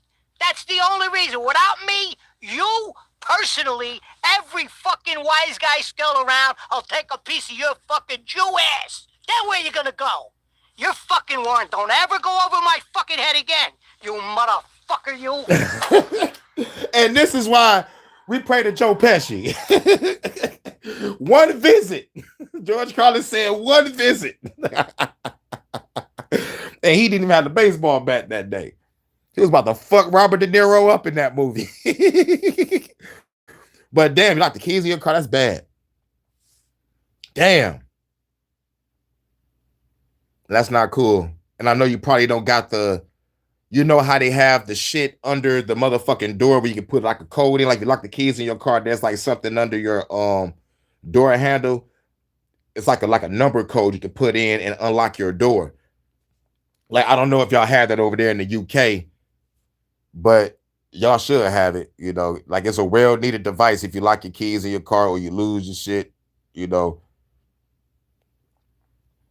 And it got that push to start. I hope you managed to get into it without breaking your window, but we're men. We're gonna go through the whole going in 60 seconds with the with the what the fuck? The motherfucking wire shit from the coat hanger. We use that, or we use the something real flat from like the hardware store, like to go in and kind of like lift up the shit. It's like a thin piece of sheet metal or some shit, but it's like it looks like a ruler, but it's not, and it got like a hook on the end.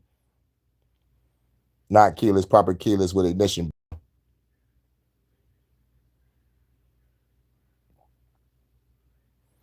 Holy shit.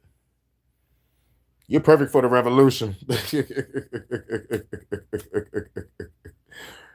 Talking about a lot of shit we gonna be building. For real. On some A-team shit. Or some MacGyver. Make a Mad Max truck. That's what we gonna do in the UK. We're gonna make a fucking Mad Max vehicles all over the place. And we're gonna be ramming police vehicles. Real kids, sorry, my spelling is fucked up today. It's all good. But you came late, you might have to watch the playback. I usually never motherfucking do a service this long, but we go with the flow. And I think the rain probably stopped. I have to go out and grab some more blunts. And come back, probably work on this track. And what else we got going on? Like I might go live later, do an HHN. I posted something on my community post. I didn't watch it yet. I put it on my community post to remind myself to watch it. It's like the chat about what's going on in the UK about the digital ID. I keep on forgetting to say the name, Vonta. His name is Cyber Waffle. So like now you can probably go to the channel, click on it and watch some of his videos. I haven't caught one of his lives either, like if he ever went live, but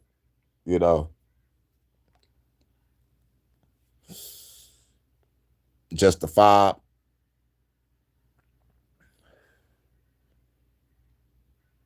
Yeah, one of those FFS moments.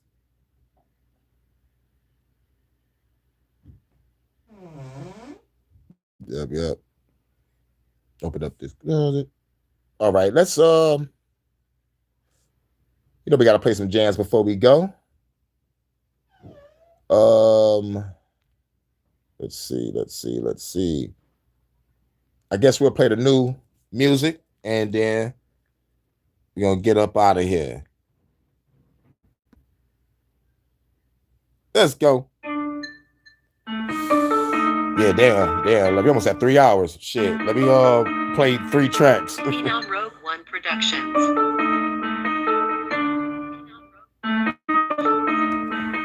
Got a 4-5, take your dome off quick. Quicker with the gun, about to show off, bitch.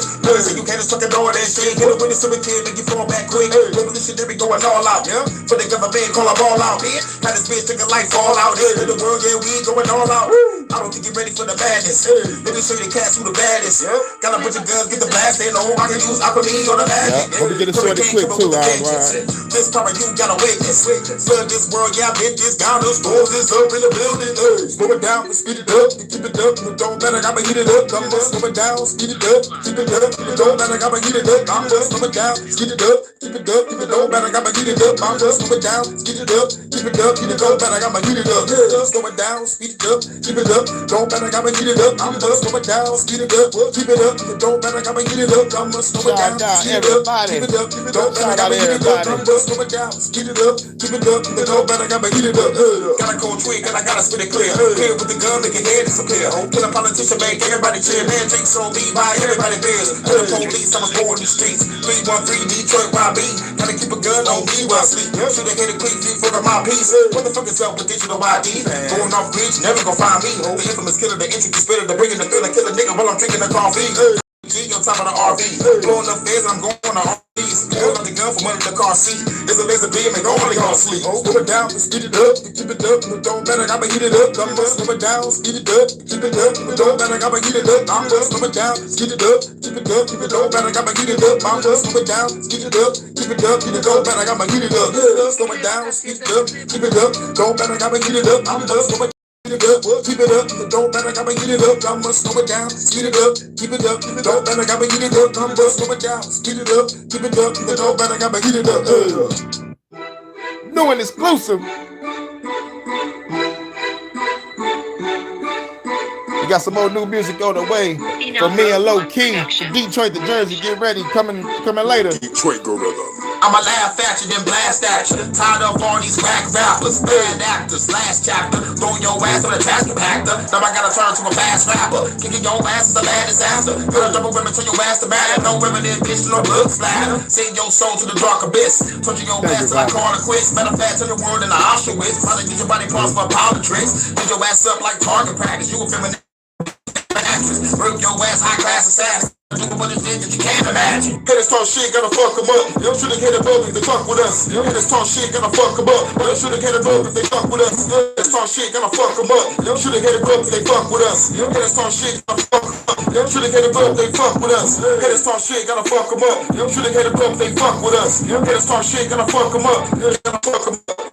Hit it out, I'm a fucking hurricane, cause great disasters. You a rapper, I'm a lyricist. Tell all these haters your over symphony, yeah, you better bitch. My AI gun, that bitch is sentient. Most of y'all is useless idiots. My flow cold and some insidious. So hardcore and flow ingredients. They can't be beat, you can know the jiggle. Hit this talk shit, gotta fuck them up. Them should've hit a bug if they fuck with us. Hit this talk shit, gotta fuck them up. But them should've hit a bug if they fuck with us. Hit this talk shit, gotta fuck them up. Them should've hit a bug if they fuck with us. Hit this talk shit, gotta fuck them up. Them should've hit a bug if they fuck with us. Hit this talk shit, gotta fuck them up. Them should've hit a bug if they fuck with us. Hit this talk shit, gotta fuck them up. Them should've hit a bug if they fuck with us. Hit this talk shit, gotta fuck them up.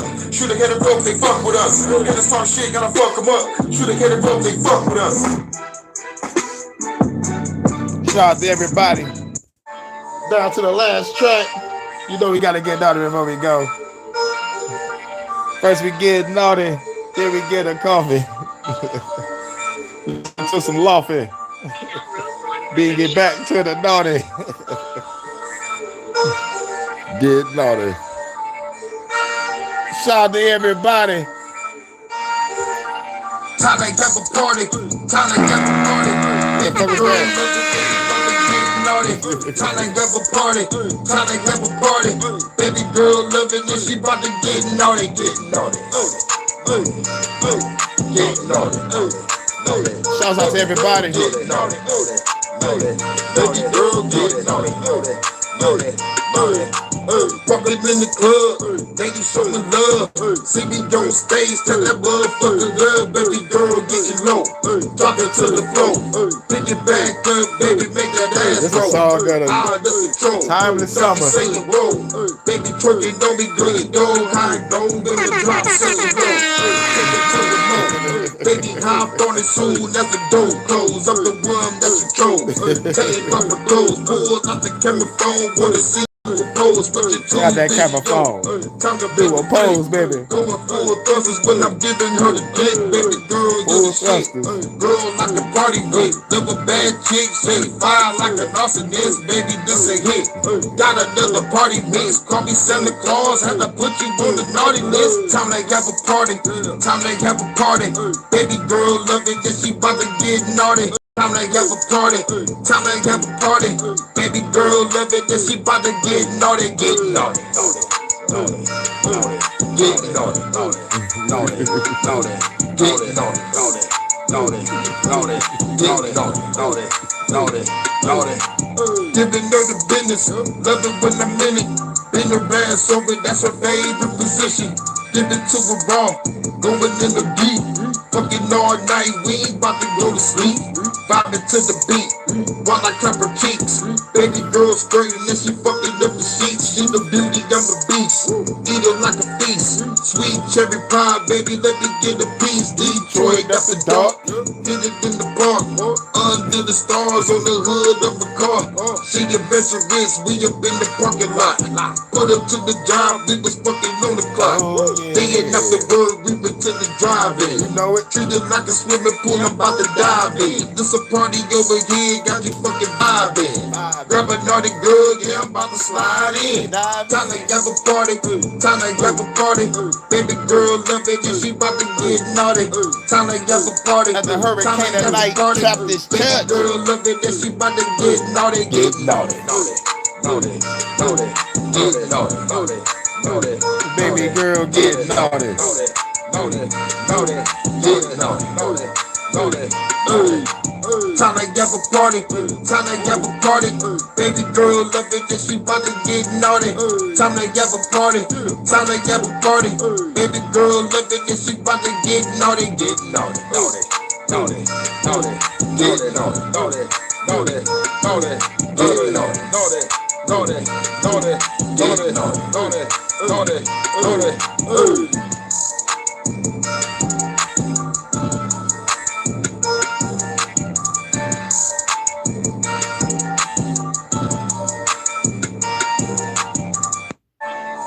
Yeah, like, I forgot that shit was on repeat. Salute and peace to the congregation. This the Hurykane night. Trap this church. Much love and peace to my goddess. It is 12:48 over here, so it's 5:48 over there in the UK. About to head to the store. If it ain't raining this bad, I don't really hear much. So if it is raining, it might be light. Might be light rain. Head to the store real quick. Grab me some blunts. Probably grab me some apple juice. Not some apple juice, probably some cranberry juice. And a ginger ale, probably. And come back, work on the track. You know what I'm saying? Let's see if I can drop this track. And if I can't drop the track in time, I guess I'll probably do an HHN or whatever. I give my salutes to whoever's live before I head out the door. You know, like whoever live, I give my salutes, get my shout out, say what up, and work on some music. And I should be back later. I should be back later for an HHN. I see YouTube trying to fuck up. I hope YouTube don't fuck up when I go live again. But if it don't let me go live, I will hopefully have a song done. And I gotta go to the goddamn, go back to the dollar store and grab me some more headphones. One of the ears of the headphones, and that's some bullshit, and I really hate it. It's like, goddamn, at least like with the wired headphones, I could, you know, like tweak the cord, but it ain't good to use wired headphones when you record. You gotta have like some real studio headphones, or at least find something that's close to the studio headphones. So, you know, like these Bluetooth headphones sound cool. You know, it's, like it sounds, like it sounds a little more better with the sound, because I've been usually spitting just like through the phone mic, and I've been going inside my voice and tweaking my sound to make shit sound on point. But I really need studio headphones. I really need a computer. I know what I need, but survival comes first. I got to pay these fucking bills, got to pay some rent. And like the little money I put up, like every time I do try to grab something, like that I fucking want, something always comes up and I need to spend the fucking money towards what motherfucking shit that we need in survival. So like it is what it is. Like I don't know why my life designed like that, It's like, but the good part about of it is like at least you prepared, like at least you prepared. But like at the end of the day, I want what I want, but I can't have what I want. I gotta motherfucking survive. But like, and also getting out of the mind frame of the survival state. I'm using this as a template. You know what I'm saying? Because like, I gotta keep my mind right because every day is a fucking struggle. And as much as I could go back to the fast life, selling drugs, fucking motherfuckers up, if I have to, I might have to go back to that. Well, like outside of fucking motherfuckers up, but I'll definitely get back into the drug game. Just to really do what I need to do to, get what I want. But like at the same time, looking at it like that is like, it's like, how can I put it? Not saying that it's bad. I'm saying that I will go down a route of drugs and risk my freedom just to get a fucking computer and some headphones, So it's like, why not, just keep going with the flow, doing what I'm doing. And once enough money gets saved up, or like if something gets sent to me, like, like it'll come, to the end, focus on taking care of this house, focus on these bills, focus on taking care of my sister, and save whatever little I can towards a trip to get the fuck up out of here. So, and like it's real tough. This economy is fucked. Still can't get a second job. I really need it. And it's kind of another reason I want to kind of get back into the drug game because I really need the second job. But like at the same time, I don't want to lie to myself and be like, the only reason why I really need this money, like, is because I want to get a computer, and some headphones and motherfucker have my studio shit proper. Even though I need it, like, I don't need it, but I need it. It's like, it's difficult. It's complicated. But like at the same time, I don't give a fuck. So I'm forcing myself to give a fuck. I'm having debate, like with myself on that. It's like, really, fuck all this shit. I don't really want to be online, period. I want to be chilling in the Philippines with Vonta on the motherfucking beach. And if Vonta want me to go live, I'll go live. Drop a track for him. All right, baby. I'll work on a song. Let's make a movie first, baby. Let's make a movie first. Bring the cat ears. But yeah, it's like going with the flow. Just going with the flow and not try to get into this state of thinking like this. So like this is why I love when you say go with the flow, Vonta. It's like, like that's the motto of the year. So I don't have to sit down and be like, should I do this? Should I do that? What I want to do, all this shit. It's even as small as like, should I work on some music or should I work on another live? But I already spent hours here, so let me relax and chill. Let me eat, calm down. I'm still, have to catch myself pushing myself, despite all the energy that I do have to keep going for hours. I need to calm down, stop, chill, take a breath, do something else for a minute, and then come back.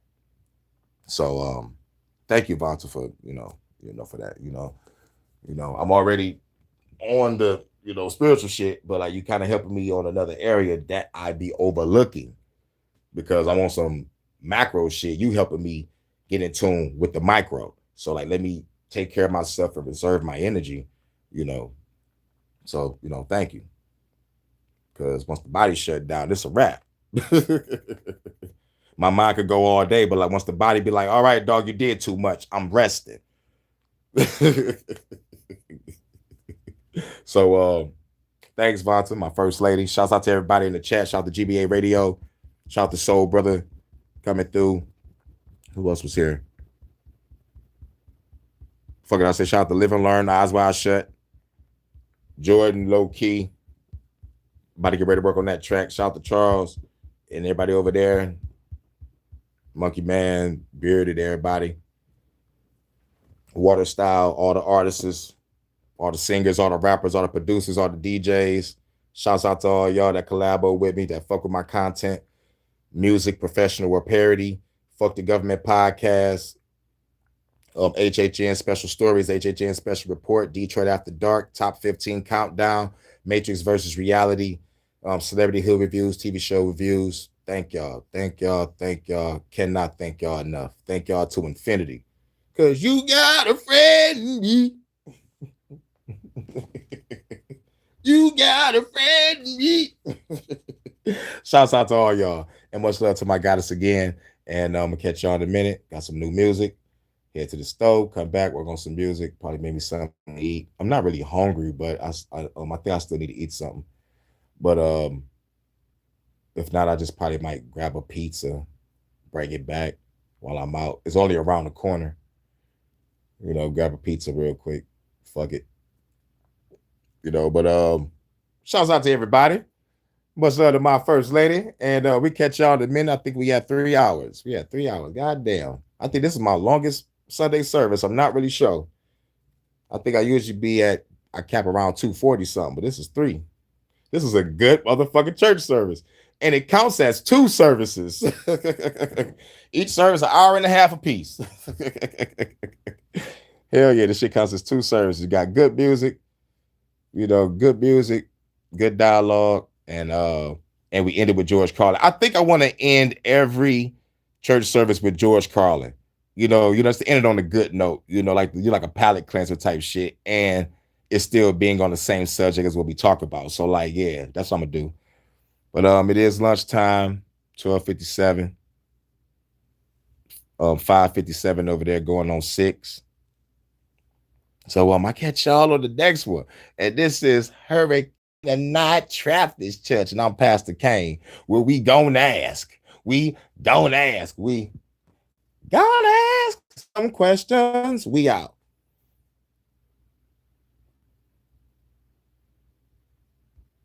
Much love again, Vonta.